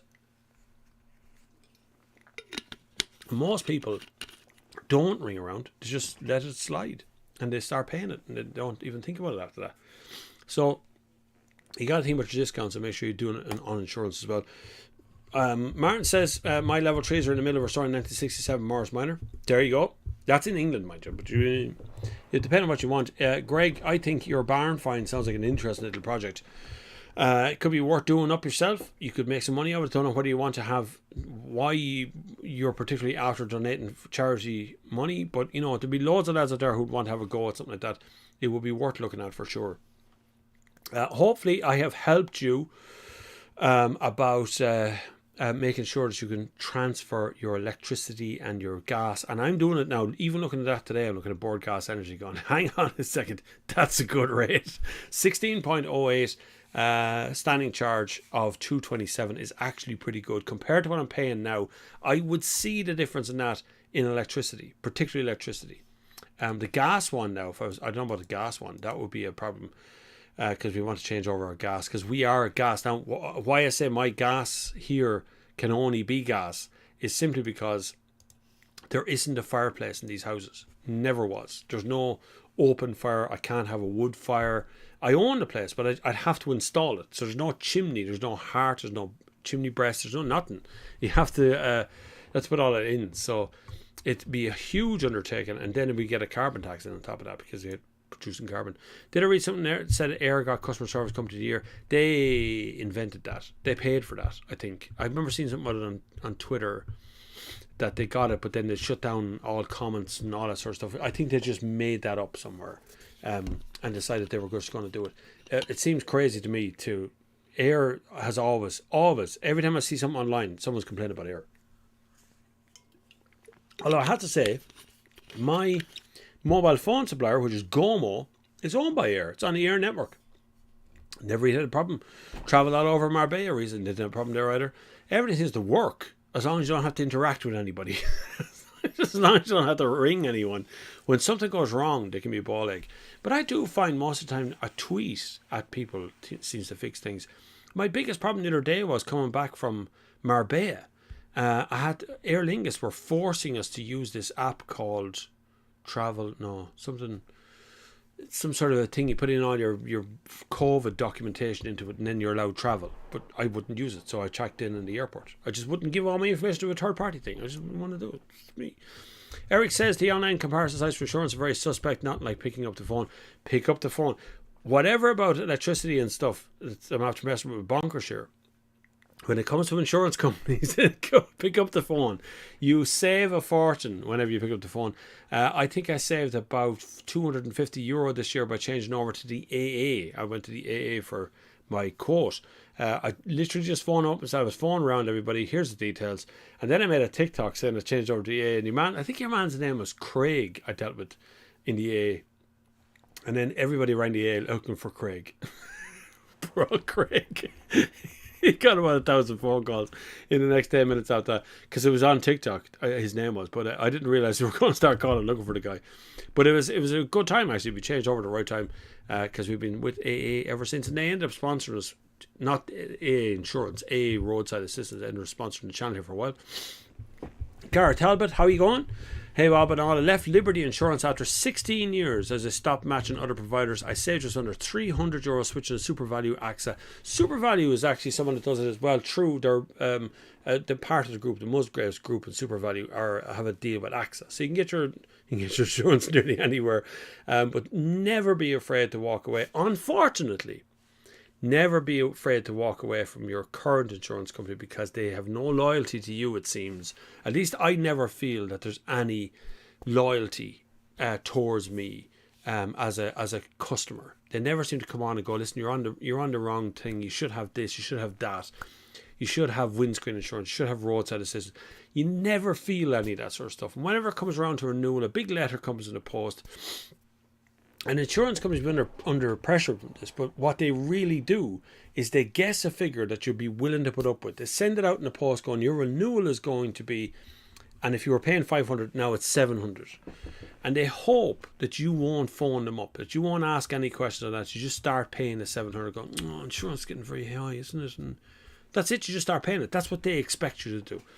So you have to go against that, and you have to get something out of it. And you've got to look after yourselves every time. Explain ball egg. I don't know what ball egg is. Did I say ball egg? Don't know. I barely remember the last sentence I said, let alone the current sentence. I've recently bought a 2015 Ford Kuga 2-litre TDCi 4-wheel drive automatic, currently getting 38 to 41 mpg. Is that good or bad? Seems okay. But 40 miles per gallon has always been the kind of treasure trove area for most cars, whether they're petrol or diesel. If you're actually getting that, and you can actually test how to get fuel economy figures for yourself rather than going by what they think or what the guessometer thing or what the thing on the dashboard says to you. But 38 to 41 miles per gallon is absolutely fine for anything, particularly when it's a four-wheel drive as well. But if you want to get your own figures, your actual figures, go to a petrol station, fill up to the absolute brim with diesel. Totally fill the car to the top, right? Just do it. Drive for 100 kilometers. Or 150 or 200 kilometers, and then go back and fill it up to the top again. And how many litres you put in that time is what you're actually doing fuel economy. So if you put in another 5 litres, it's 5 litres per 100 kilometers. Pretty straightforward. That's the actual physical way of checking fuel economy figures all for yourself. Just to be on the safe side, you can do that too. Vodafone customer service, my experience was terrible. The worst experience I have ever had with any company anywhere was with Vodafone, and I actually still have problems with Vodafone. I was with them for, I'd say, a month and a half. I couldn't make phone calls in the house. I couldn't receive phone calls in the house. They kept telling me it was my fault to turn on Wi-Fi dialing or something, but like no one else, no other company I had for years had ever had these problems. Then I'd drive along and I'd be talking on a Bluetooth phone and it would just go click, turn off, just gone, just disappear. Lose all the network connections. And this would be like in Dublin. This is not like driving along anywhere. So I started phoning them. When I started phoning them, lads, it was like phoning into the wild blue yonder. There's the wife now. Thank you very much, Mrs. Still all dressed in sports gear. We've all been running today. She's been running too. Out running around the place out there trying to get ourselves very fit. Vodafone were a complete disaster zone. So much of a disaster. I left. I left Vodafone and I went to Gomo. I picked up the phone and I just rang Gomo and got to the semi-auto thing and went onto the Gomo website and hooked it all up. And I will never go back to Vodafone ever again. Their network coverage was terrible. But on the flip side of that, I have Vodafone TV and broadband, and it's flawless. It's not weird how you can have a company that came out as a mobile phone service provider, Vodafone, and they can't do it, but their network TV broadband stuff. We have 2 laptops inside with the kids playing video games. I play video games, upload YouTube channels. We stream stuff by boxes downstairs, do all that stuff. No, not a bother on Vodafone. But dear God, if you wanted to make a phone call and they'd say there's a problem with the service in your house. You go, well, there was never a problem with the service in my house before. Why is there a problem now? Like there's a mobile phone mast over there. How does there suddenly a problem? I turn on Wi-Fi dialing. This is the thing. This is their get out of free jail card. They turn on Wi-Fi dialing. Eric says, we'll probably all save a lot of money by taking a few minutes to price check. Not a bad return for coming on here for 2 hours. See, pay attention. Things are getting very expensive. I call it a price creep. Car companies are masters at doing it. Every time they bring out a new model of a car goes up by like €1,500. Just a little bit. So, a new Skoda, something or other comes out, it's €1,500 more expensive, but we put in leather seats or something, there's always some reason why it's gone up in price. But it only goes one way to in the situation we are now, where like a basic car, we priced up a Nissan, myself and John Mitchell from the Irish Daily Star. We're away in Marbella, nothing better to do. sitting down in a little cafe, drinking a cup of coffee. We'd gone for a run. We were running up and down hills and everything. Nearly died running down a hill in Marbella, which is funny. I'm too old to be running down hills. But we're sitting down having a cup of coffee, and John took out the phone. He goes, "Wait to see this," and he spec'd up. He didn't spec up a good Nissan Qashqai, just a kind of mid-range one, and it was €48,000. Like, looking at it, going, this isn't possible. But it is possible. 48 grand. Hang on, we just have a look and see if I can actually do it here while I'm at it. And I'm not picking on Nissan, but I can say for sure that Nissan would be a bread and butter car. You know what I mean? It's the Nissan Qashqai should be a bread and butter car. There is a mild hybrid power one. It said the price there was 32 something. Where did I see this? We spec'd it up on some website. We were looking at it. There is a price list over here, I'm showing you. Download price list. Qashqai product guide, new brochure. No, not the product guide. They've taken the prices off it, have they? Oh, that's terrible. No, that's product guide. It should be there. That's 32, 38, 47. Here we go. Right, okay. So let me flick over to that. Fade over. So here's an SV Premium over here in the corner. Look at this. CVT 4x4, 48,700. Now, 37 for manual is where probably everyone's going to buy. But you can go down, you can get cheaper to 34, 32 here for the very entry-level ones. But you can keep going up to 40, 51,000, 53,500. Like, where does it... I know, I'm not giving out to Nissan. I keep saying about Nissan, but I'm not giving out to them. But they are like the ubiquitous small SUV is absolutely everywhere. And if the Nissan Qashqai is reaching that kind of value and price right now, the other end of the market, the Audis, the BMWs, the Mercedes, the whole top end of the market has gone insane. Like the price of that electric... what was that car called that they had? The iX, the big iX one, is 130 something grand for an electric car. And you just go, where are you getting those prices from? Are you absolutely out of your mind? Nissan Leaf as well, which is the other one that I was looking at while I was at it, was the price and specification of that, is actually cheaper. So the 40 kilowatt hour one, and I don't advise buying that battery unless you have very specific reasons for driving that battery. Just take away Eric's thing off screen there. So if you look at the price here, it's 28,145, but the ones you'd probably actually buy would be the bigger battery, 62 kilowatt hour, is 36 grand, but they include €5,000 grant off the top of that as well. 36 grand 885 there for 62 kilowatt hour battery, and then 39 if you want to go up to the SVE top end premium one, Nissan Leaf, which is look, it's an electric car. If you want to buy an electric car, that's kind of where to start. Renault Zoe is in as well. I was talking to the MD, country manager, for Paddy McGee from Renault Ireland, right? Talking about the Zoe, and they do have Zoes in stock, although it did get 0 stars in the NCAP rating. There's some good and bad reasons why they got 0 stars. They moved the airbag from one place to the other, and they changed the test at the same time. It all kind of worked against it. I still think the Zoe is a good little car. There's Garrett Talbot says a guy I work with got his Kuga and a drank fuel. It was in his 30s MPG. I thought the Kuga, the diesel engines from Ford have always been fairly alcoholic at times. There is other prices we're looking at as well. And a couple of weeks ago, we did do a done deal dive. We might do one of them again today, because I was looking at the other day the price of everything, essentially. The price of everything on Done Deal. It's not Done Deal's fault. They don't sell cars. But the price of everything, if I put in the max price I'm willing to spend be 10 grand, this would be a good family car now. Now, what I do advise you to do is when you're looking at Done Deal is to put in a minimum price. If you put in zero or don't put in a price at all, it will show you cars that have no price. So I'll show you cars that dealers have put in and they're not putting a price on it. But look at my max budget for 10 grand, right? And then we start with this one here for 3,950. We won't be buying that. 2,950 is okay here for that. A Bora full NCT. That'd be good. Oh, look at that. A CLS, a 2006 3-litre diesel for 3,900. That might not be a bad little buy, you know. Hold on, look at that now. This is me now. Get lost on Done Deal. This is what happens next. Bob's lost on Done Deal.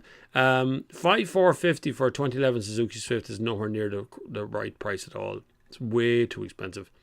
A lot of dealership stuff in there as well. Anything interesting though? Look, there's a cash guy there, 3,350.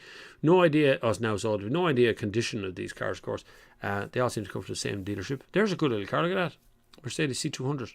That's a nice car. Well done, actually. Look at it, Mondeo. God, doesn't it look tired and sad and alone at this stage? A Punto. Let's have a look at those two cars. So Mercedes CLS, an 06 model. Jeez, what did he do in the middle of that photograph? Did he sneeze or something? What you do? Like, there we are, it's better. Not a bad looking interior, actually. It's in one piece anyway. There's no tears or anything. Love that back seat. Always had the most beautiful back seat, that CLS. Beautiful place to sit. It seems to be in actually pretty good condition. I'd say the problem I'd say the reason they're probably struggle to sell it will be tax. That'll be the problem. The tax on that car will be very high, being a 3-litre, because it says there somewhere along the way, doesn't it? It's a 3-litre. 4 doors black, three previous owners. Well, look at the mileage, 356,000 kilometers, 3-litre. So it's going to be 1,494 a year to tax that car. And that's scary. Compared to the Punto, 2 grand. €358 road tax because it's a 1.2 litre. Picture taken in the rain. The car is filthy. Not good. That's not a good start. Oh my God, that looks so plasticky, doesn't it? It's like pure plastic on the inside. But you know, it'd be a cheap little runabout all the same. Never buy a car in the rain. Never buy a car that's dirty. You won't be able to see any of the scratches or marks or tears or rips or anything that's in the system, so stay away from that one. But you can see the price is just a little bit cheaper than you would expect at the moment, because prices of cars in Ireland have gone absolutely bananas. But there's nothing exciting or wonderful there for that kind of 10 grand mark. Everything costs a bit of money. Skoda Fabia hatchback 2015 is 9.5 grand. 2015 is 9.5 grand. Where you get the prices? There's 100,000 miles on the clock of it, and it's 9.5 grand. Because it's a 1 litre. Because people want a 1 litre, cheap tax, cheap insurance, starter off drivers. For some reason, my computer has suddenly started making a vibrating noise, like something in it is rattling. And when I lift the computer up a little bit, the rattling stops. But it's very annoying. I'm gonna have to pull that apart to find what I was looking for.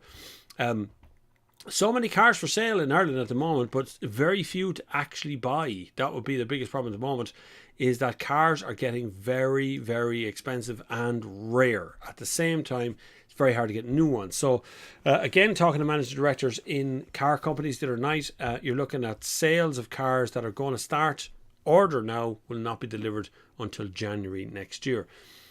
Some horror stories attached to that as well, in that people, you know, when the value of a trade-in, so if you're buying a car, say the car is 50 grand and your trade-in is 30 grand, but the car's not going to get delivered until 2023. Well, your car that you're trading in is also a year older. There's the problem. So the trade-in value drops down too. This is a new problem. That's that ginger lemon tea, is lovely. That's that new problem that we have right now, in that people are not sure of what they're actually buying anymore and how much it's going to cost them. And I think that's going to continue. I think dealerships are just not going to be able to take that hit. It's going to be a hit of having to pay more for a car that's been on the road for longer, you know. Greg Mooney says, thanks, no problem at all, Greg. Not sure what I did, but it'll be all right. Gareth House says, a friend doesn't do high miles. 1.6 Golf with an average of 50 to 60 miles per gallon. I do 80 mile round trips for once or twice a week. At the moment, mostly on motorway. I find a 1.6 TDI fine. It's only when you're sitting on a motorway for a very long run that the car seems to get a little bit worse than the mileage. But as a smaller engined, like 2 litre TDI is lovely on a motorway, but it doesn't work in city stuff. So in town city stuff, you have a problem there.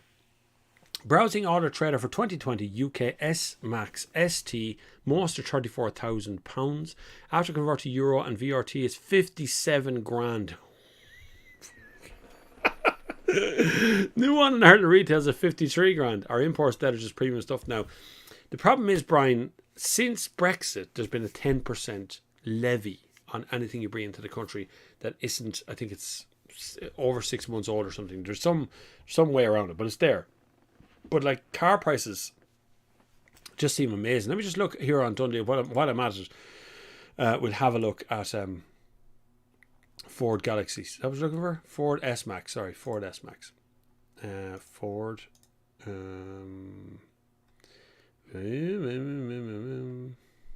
Where's S Max? Come on, sort it out. ST. You want an ST version as well, right? Okay, so it's getting expensive, all right. Ones that are here are all pretty reasonably priced, but they're the older ones, obviously. So we're looking at them over here. Look, 29,900 for titanium sport one. The ST one is the one you're probably not going to find in this list here anywhere. I might be able to refine it down a little bit. Hold on. No, can you refine? No. Can you not type in something to say I want ST? No. This is where I get annoyed. Even though I do work with Dundeel every once in a while, Dave O'Queeve and me, it still annoys me when the thing won't do what I wanted to do. He goes, oh, it's okay, you can do it like this, but I have no idea how to do half that stuff. But there are some Ford S Maxes there. Very few, actually. Only 5 pages there, which isn't that many for Dundealers. Normally page after page after page. 404 is actually fairly reasonable price there for a Holden Motor Company. Don't know who they are, though. Anyway, back to me. Where was I after that? Yeah, so an Auto Trader, as Brian says, for the 2020 UK S Max ST is £34,000, but converted here with VRTs and import duties, it becomes €57,000, which is absolutely insane price. The protectionism level by the Irish government among the car industry here is absolutely insane. We just get ripped off. That's all. That's after happening. Irish people just get ripped off because we can't just buy. Well, you can, but it's not as straightforward to just buy a car from Holland, right, or from Germany, or from wherever, because the cars are all the way around. The steering wheel's on the other side, so it's really hard. Aid says, when energy cost and inflation rates set to outstrip rise in earnings, then high starting price of new cars become untenable. Completely.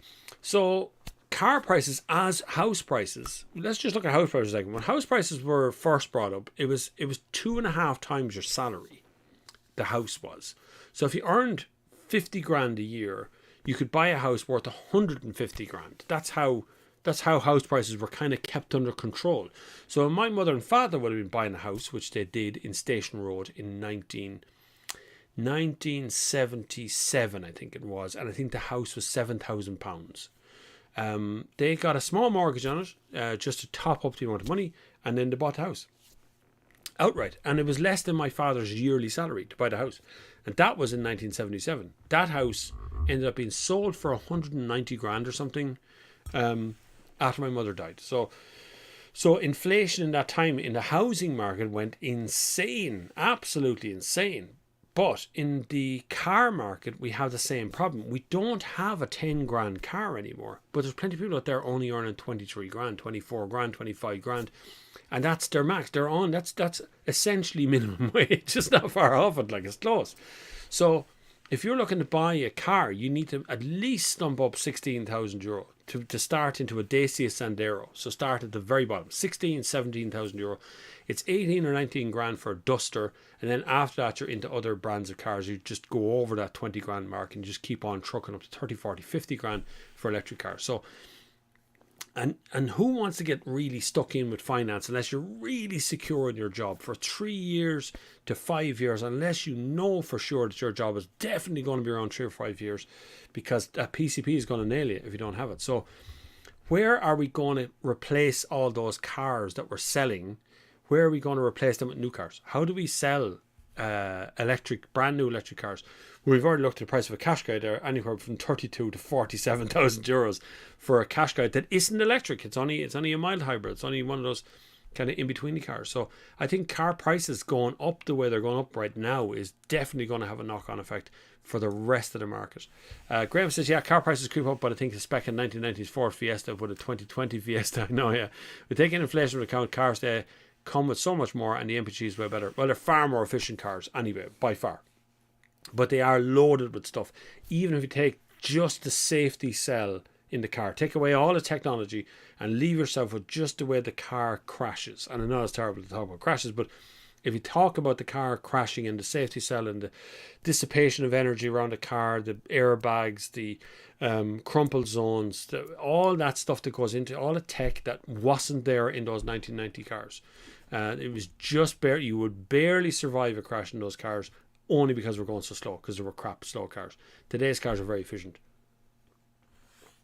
You only realise that when you jump out of a modern car into an older car, and often going along to car shows or car events on the weekend, because I drive in a brand new car, and then I sit into something like a Cortina from 1984 or something, and you jump into the car and go, good lord, there's nothing in this car. And my daughter got a lift home with a friend the other day in a Mercedes, an old 1982 81 Mercedes. Would have been an it's an E-Class now, but it's called something else then. That car just floats like a big old boat. You sit in the back seat and you kind of bounce along. It's such good suspension on it. But inside it, there is nothing. Like, there's a radio. There's no tape decks. No nothing. There's just two knobs on the dashboard for tuning the radio in. There's no FM. It's medium wave or long wave. That's your lot. So the amount of kit is in a car now, of course, the car can just about drive itself now. And I've been in some of that Lexus out there is able to drive itself in the motorway. Just can't. You can drive yourself anywhere. You just can't let go of the steering wheel. It won't let you. Jimmy says, when's the best time to trade in? I have an e-Soul. Thank you very much to Dara Coonahan. Thank you very much, Dara, for sending us some money there by PayPal. You're very kind. When is the best time to trade in? I have an e-Soul 2 years next month with 97,000 on the clock. Should I move now or wait another year? Jimmy, 2 points of the year. So the first point of the year is coming to an end. So we're moving in towards February, March now. This is usually the high point of the year where all of the cars get sold for the year, more or less, with the leftovers going after June. This point of the year, if you're looking for something new, if you're going to move 2 years up, so if you're going to shift on to a brand new vehicle, you would have had to have ordered that nearly last year at this stage to trade it in. If you're looking to move into something that is already ex-demo, most of those are sold this time of the year. A good point of the year is just coming into the next sales bit of the year, which is the second half of the year. A lot of people don't want to trade then because they only get half a year out of their license, out of their reg plate. Or just coming into October, November of the year is the high point of the year for ordering for the following year. It's very hard at the moment to get a hold of new cars. There's so few of them on the market at the moment that can be delivered in any reasonable time. The only ones I know had a bit of stock is Hyundai. They had stock last year coming into this year, but I think they're running short as well. Kia had a bit of stock of the EV6, but I think they're starting to run out of them too. And the reason behind that is because there is hold-ups across the whole of the network. It's not just semiconductors. That's what everybody blames. But if a company can't get its hands on enough rubber to make the windscreen wipers for the cars, then none of those cars can be delivered because there's no windscreen wipers on. Do anything along the whole network of stuff, LED lights, wheels, tires, all that stuff that all wound down during the COVID lockdowns is now having problems because Russia is rattling its sword over there. Well, actually, the UK and America is doing a lot of sword rattling in my behalf. I don't really see the Russia doing a whole lot, but there's a huge waiting list for new cars. I see Rory Healy there asking about a Ford Transit, 8-month waiting list for Ford Transit. You're not alone on that one. Desmond Hare was talking to me. He's trying to buy a van for nearly a year and a half now, trying to get more vans on the road, but he can't get vans. There's no vans. Like, where are they? What are you doing with them? build some vehicles, sell some stuff. That's what's driving the price up as well, of course. Tony says, I bought a BMW 330e, I mentioned earlier, 14k with 68,000 miles on the clock. I got 14k back in part exchange last week, so lost nothing on the change. With 78,000 kilometers on the clock, which is 10,000 kilometers used on it. Used prices have gone crazy. I would have to pay 20k now. It's not insane that you can have a car for 12 months and bring it back 12 months later. It's worth the same amount of money again. That's how the car industry is going right now. I am going to hold on to my Leon. I have a Leon. It's 15 years old now, and I've been offered money left, right, and centre. It's just past the NCT as well. I've been offered money all over the place for that car. But I keep looking at it going, what would I buy instead of it? What would I get? Like, where are you going to go? I want to do a project car this year. I had planned, I hoped this year to actually buy something to do it up and to make a series of, you know, putting spoilers on it, putting alloy wheels on it, lowering the car down, trying to get it through NCTs, making a whole series of things about this car, this project car. But you know what? I just can't get one. You can't get one for any reasonable sort of money. There's either none for sale or people are looking for absolutely insane money for a fairly ordinary car to have. Dara Coonan says, hi Bob, installed a 2 kilowatt of solar on my roof and made a 5 kilowatt battery from recycled cells. Home battery will be the future with night saving electric. Bill down 34% for myself. Partly charged car in summer. That's exactly what I'm looking to do as well, Dara, here in the house, is to start putting together the things I need to make the whole house run from solar. And I know you may not be able to make the whole house run from solar, but even if you could make half the house or half the time of the day run from a battery pack, I'm okay with that. You would probably make it back in a probably investing in solar with a battery pack like Dara here has done would probably make you back the price of investment in it much quicker than you imagine.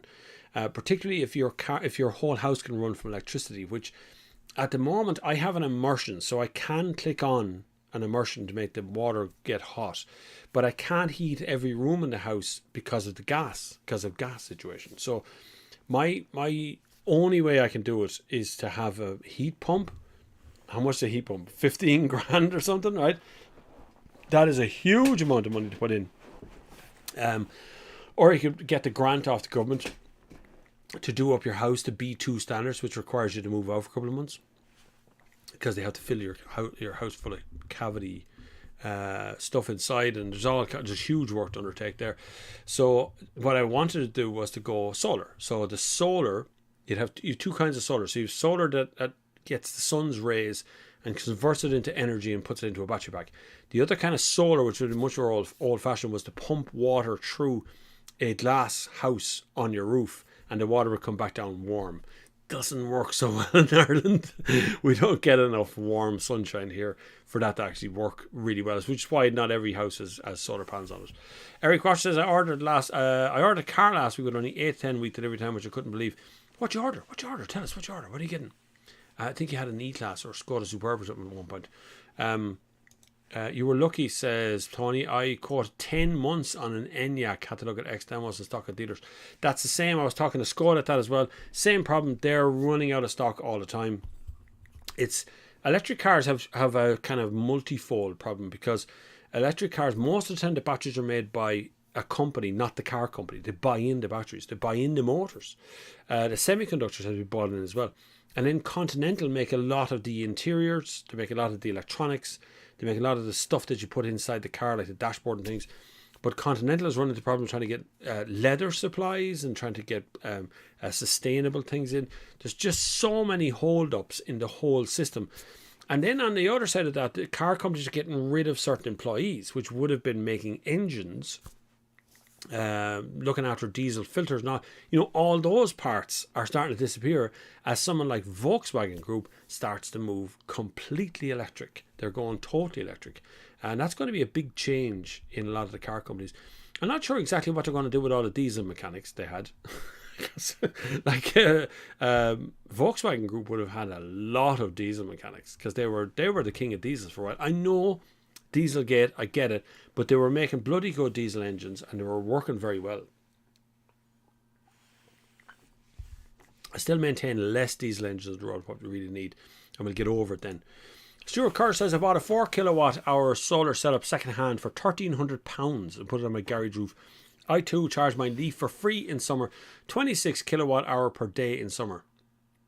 That is very good. Like that, if you just think of it, this is sustainable. In my brain, what we all need to do is not necessarily buy all these brand new electric cars the whole time. It's sustain what we have. The joy in my life would be if I could get a panel, a roof, a battery pack for my Leon. So I just get rid of the engine out of it and put a battery pack under the floor, new motors in on the front wheels, and convert that car to be electric. But that's too expensive. It's never the value of the car.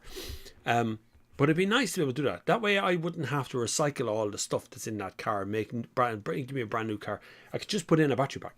But the real joy of that would be to do exactly what Stuart here has done, and to do what Dara has done as well, which is to put in solar setups on our houses and try and bring down our consumption of grid network stuff. Because I have in this house, we've changed over, all our lights are LEDs. That's an LED. Everything's an LED in this house now. I use battery packs. So what I do is I charge a battery pack. I have like 10,000 milliamp hours and 20,000 milliamp hours battery packs. I charge them up once a week, and the kids, and myself included, all charge from those battery packs. We constantly drain down this battery and then recharge the battery once a week. I know that just kind of moves the problem on, but it doesn't put a strain on anything in the house to charge up. So we all have our own individual battery pack, 10,000 milliamp hours for our phones. So we never run out of charge, and we're never trying to draw from the network the whole time, charge up our phones. Tiny things make big differences over time. And then everything in here is LED. Everything, as being an old man of the house, everything in the house is turned off. That's it. I do the tour of the house at night time, and every light in the house is turned off, except for one on the landing here, where we put in this very special little LED that puts out a light, a very low light. It's enough to be able to see at night time. See, if you're walking on the landing, you need to go to the toilet or whatever, you can still see. But other than that, it's pretty low level. It only draws half a watt per hour or something, very low anyway. Who is that now? Someone's after donating. Brian Cassie, thank you very much, Brian Cassie. You're very, very good for donating by PayPal. You can do the same if you want to. You can be generous like that, but at least subscribe, please, and tell other people about the Sunday service. Get them to subscribe as well, because we rely entirely, of course, on having people in every week to ask the questions and to get things going. And we have to start. Literally, what I'm doing is starting again from scratch. When I started the Sunday service somewhat like 5 or 6 years ago, on my own YouTube channel, we had about 25 or 26,000 subscribers on the channel anyway. So it was starting with a base. But this channel here feels mature to all you guys. You've seen that before. But in actual fact, we're literally starting at zero. We had no subscribers a week ago. We now have 300 something subscribers. So we're fine. We're doing okay. We're going the right direction. But it'd be great to bring in more people and ask more questions. It'd be very nice. Eric Watcher is buying another E220 diesel. Good man, that's actually a good choice. I still have such a soft spot for just the standard Audi class estate, usually. Dealer can't wait to get their hands on my old one for obvious reasons with car supply at the moment.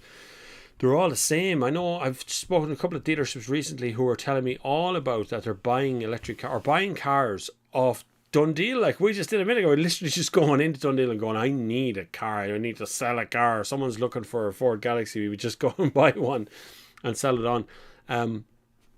What kind of places are you looking for?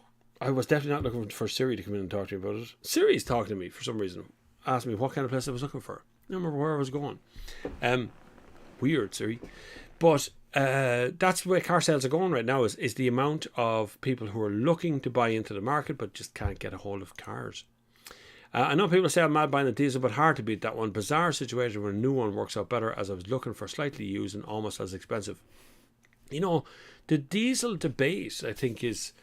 People say you shouldn't buy a diesel right now because we're all going electric. But it's such a long... We can't. If we want to achieve what they say we want to achieve, which is to have 1 million electric cars on the road by 2030, I think it is, we would have to sell 200,000 electric cars every year till that time to get there. It's just not going to happen. We can't sell any cars at the moment because there's no cars in stock.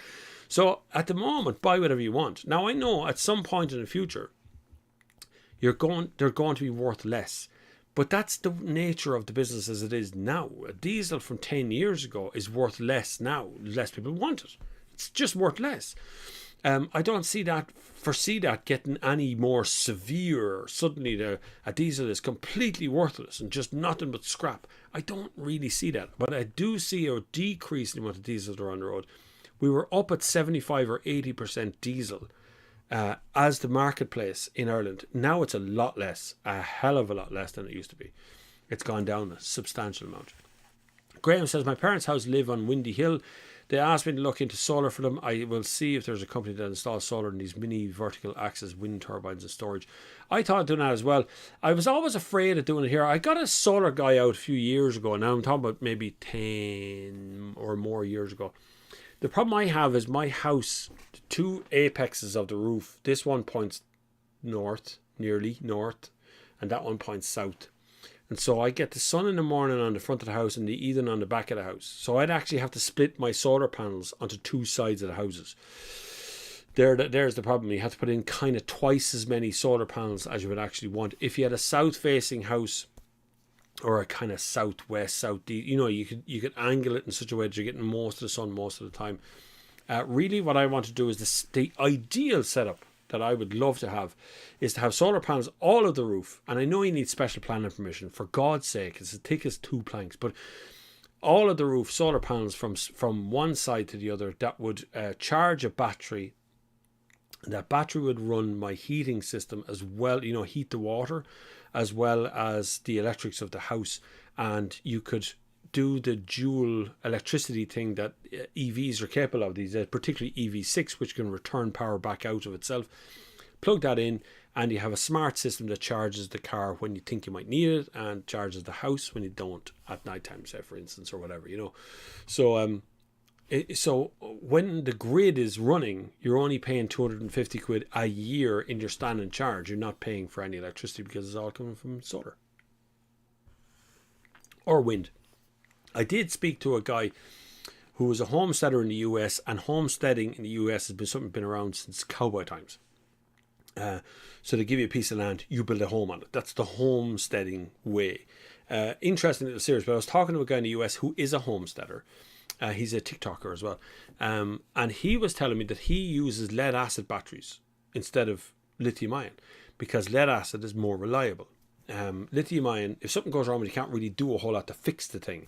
Whereas lithium ion or lead acid, you can pour out the water, the ionized water inside, and refill it with deionized water. So it's totally possible. Watched an episode of Fifth Gear the other week. They had an electric Neo, which they reversed into a type of garage, and the battery was charged while it sat in the car waiting. I wonder how fast you could charge that. Was it plugged in, or what did it do? A wireless charger is fiercely inefficient, I think. Whenever I plug my phone into a wireless charger, iPhone 12 Pro Max, throw it into a wireless charger in the car, it comes out roasting hot, like really, really hot. Some wireless chargers aren't as bad. Other ones just make it feel like it's on fire. And so I always think that wireless charging is really inefficient. I know Mercedes played around with wireless charging on cars, but the problem is if the car isn't exactly over the wireless charging pad, you don't get any charge because there's such amount of energy coming up, like wirelessly moving through the world from the floor. Maybe we should go back and look at Mr. Tesla, Nikola Tesla, the original Tesla. He was the one who was going to give us all free electricity, according to all the conspiracy theories in the world. Did you read about that one? No, Nikola Tesla. What he did? I did a documentary on Tesla, the real Tesla, Nikola Tesla, here on YouTube. But one of the things he was investigating was to create wireless electricity. So the electricity would be beamed out from a thing in America that he was building, and it's a weird. It sounds like a wild thing, but like a lot of people say, it would have worked, that you could actually send electricity out, completely free electricity out for everybody. Totally possible. Nate Paraski on TikTok. Yes, Nate was there as well. Yeah, I was actually DMing him the other night, talking about his thing. He does lead acid on his setup. He's quite a big setup. Like, he's a lot of solar panels. He is totally off grid, so he has no electricity connection to anything. And what he does is, it all comes in through solar or wind turbine, charges lead acid batteries, and he runs his entire setup from these lead acid batteries every night, and he reckons that they are far more reliable. He could have spent around the same sort of money. They're about the same price as lithium ion, but lithium ion, if something goes wrong, the whole pack goes down. There's no way of kind of fixing that pack out. And he's a homesteader, so it's not like you can just kind of throw it in the back of the car and drive down to home base and get a new new battery. It's just not that straightforward. When they're cut off, as it could happen at any time, they can't get anything out of it. Oh, swap the battery for the new one. Yes, that's an interesting thing. That's been around. I remember when who was it? Renault brought out the ZE, the Fluence ZE. One of the things they were based on was, one, you leased the battery, which still is the problem on those cars. You lease the battery, but you bought the car, but you leased the battery. And if something happened to the battery, you just swap out the battery because the battery was under lease and it was easy to do. Now, I don't think anyone ever swapped the battery in this country in any of those cars. The cars didn't really find a lot of homes, and they're still sitting out there, people paying leases on the batteries. But one of the things they were talking about was building specific dealerships, service centres, that while you're driving on the road on the motorway, you're zooming along doing your 120 kilometers an hour, you run short of battery, you pull into one of these dealerships and they'll just swap out your battery. So it's like you just go up on a lift, boom, battery falls out, put a new battery in, and on you go with the rest of your journey. That sounds ideal until you've bought a brand new Renault Zoe car and you pull in for a battery swap and they put in an old battery. You just bought a brand new car and you just got a battery that's 9 or 10 months old, only has half a charge of it. And even if you take that out of it and you leave that alone as something that it doesn't really matter because you're going to swap the battery out anyway, loads of times you're going to eventually end up with a new battery again. Even if you take that out, how much energy is going to be used to keep all of those battery swaps charged? How much energy has to be generated to keep all those batteries ready for use at all times? If you sell 1,000 cars, you're going to need 5,000 or 6,000 batteries straddled across Ireland in various centres to be able to drop in. I think it's a brilliant idea, but I think you really have to think of the environmental implications of having all of these batteries out there in a crazy amount of batteries just hanging about inside the dealerships, and what they're doing is swapping batteries out. It still sounds like a good idea. The Neo was changing, swapping the battery, not charging, says Carson, and that's what they've done with the Neo, yeah. But that's the problem. There's the problem, is that they're just keeping hundreds of batteries on charge that could be in electric cars, otherwise just being charged on the network. If speed of charge is the problem, there will be another problem. So if you can't get a charge fast enough, that problem will go away eventually, and we'll find a new problem with these cars. Because that's what we did with diesel and petrol as well. Same thing. We had problems with them all along, and we just solved them as the years went on. Over the 100 years, we had problems with carburetors, we had problems with pinking, we had problems with bad oil, we had problems with bad fuel. All those things just got solved, and in the last 10 years we got them all solved, and we went electric. Now we're just going to do it all again to go through all the same problems again. But electric cars they're brilliant. It's a great idea, but I think you can still do. While the Neo is running low, you reverse in and swap your battery for a new fully charged one.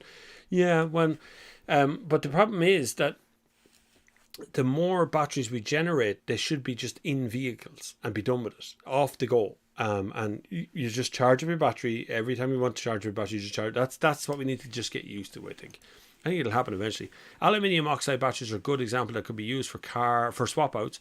Make a standard size floor battery. Yeah, and I think that's actually standardization is what's really common. It's actually going to do, I suppose, people like me out of a job eventually, because essentially what will happen with standardization is that you right now could get into a Skoda Enyaq, ID4, ID3, almost any of the Audi e-tron newer cars, and essentially it's the same chassis, same motors, same battery unit underneath, the whole chassis system, ladder system underneath, it's not ladder chassis anymore, but the whole chassis underneath, and half the gubbins inside the car, and the software, and the way it accelerates, and the motor use are all basically the same. So it's kind of hard to differentiate between the two of them.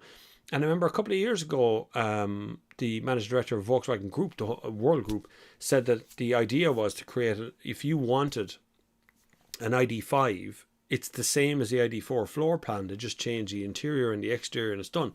So the purpose of those cars is to do that as well. And it's exactly the same with almost all of the car companies.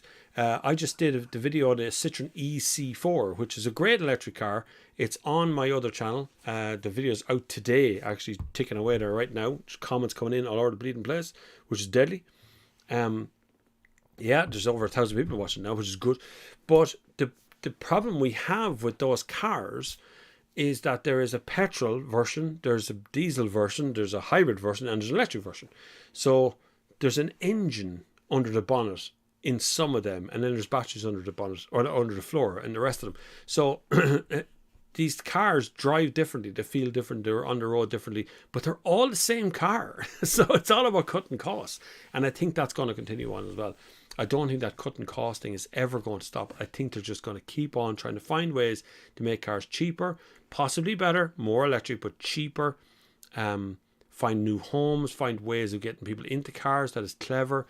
I also think the subscription system, as I was talking to Volkswagen Group the other day, the subscription system is going ahead. So you'll be able to subscribe to Volkswagen for €300 a month, and that means you can drive them all. You can drive any Volkswagen Group car, insurance included, tax included. You just pay for the fuel. Don't worry about servicing. Not going to happen. They'll just take the car off you and give you another car. There's the car. That's the car company's dream. That's coming from the car company. It's not coming from me. That's not my mad dream. That was my dream years ago. But it's definitely starting to happen now, and they're all starting to do it as well. Monovision says the battery swapping on a Fluence ZE was set up here in Denmark and Israel as well. It was run by a firm named Better Place. Oh, Better Place. That was the name of them, yeah. Swap was automatic and took, I think, 2 minutes when the swap route didn't fail. That's what I remember. That Better Place, yeah. Swapping onto batteries still seems like a pipe dream. I still can't see why you would do that. Like why you would. The difference between like pulling into a dealership and spending a couple of minutes reversing your car in, and then 2 minutes the battery come out, and then 2 minutes to get back out again. The only difference between that and kind of a fast charge is maybe a cup of coffee. Like it's not a big difference. Graham Cullen says just Google sustainable energy installation for housing in Scotland. A few companies plus the advertising for missold solar panels. Contact us now. Yeah, you see, some of them aren't solar panels. So there's at least 2 different kinds of solar panels, and now there's even probably multiple versions of the one solar panels. The older solar panel that you would see still on houses, even going back into the 80s, is a big box on the roof. And what you do is you take your cold water supply from your hot tank. You take a cold water supply and you send it up through a pump, send it up to the roof. It passes through a series of tubes and has a greenhouse effect. So the idea is the sun is shining down, or daylight shining down on it, and as it passes through, slowly through the whole thing, it gets warmed by the sun, and then that's returned back down into your hot water cylinder, and the hot water cylinder will have hot water in it. Sounds brilliant. And if you live in Spain, southern Spain somewhere, and it's not grey today, that might give you warm water. But the problem is, the more need you have of warm water, the chances are the further north you live and the less sun you get. That's the problem. Most of the people in Spain don't really need a lot of hot water because it's lukewarm all the time anyway. So there's the problem. That's what there's for the issue of the older solar panels. The modern solar panel is I can't remember what you call them. They're little cells that are in the panel itself, and the cell absorbs UV light and converts that into electricity, and that goes to charge a battery and it can run. That is nothing. They're totally different things. But it's still interesting to see that people still confuse which one is a solar panel, because actually the newer solar cell one is a solar panel as well. They're both solar panels. You just got to remember which one is which. The hot water one, my friend installed his own one. He built the thing.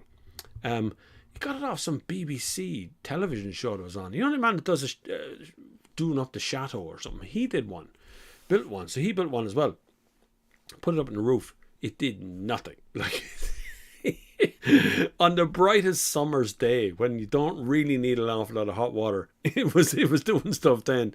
But it was like you're not even going to turn on the heat and it's sunny outside. Well, you know, no heating on anyway. Much easier to do it all through electricity. Like Hob Dorothy here uses oil-filled radiators in my house, lovely and warm. Says on my gas combined boiler heating. Yeah, and I think electricity right now is far cheaper than gas. which is why I'm probably going to end up using the immersion more than using the gas to actually heat the water up. That's what I was doing. It might be much easier for me to just heat the water using the immersion, and to have little oil-filled radiators around the house, which are very low. If you keep your drafts down, they're going to have the same output as a proper radiator on the wall, essentially, if they're the right amount of fins on them. There's Jim Shed, just in from work. Happy Sunday. Good to have you, Jim. Just coming to an end, actually. Sorry, you're just in from work and I'm just finished work for the Sunday. It was absolutely brilliant to have you here, actually. It was a lovely Sunday.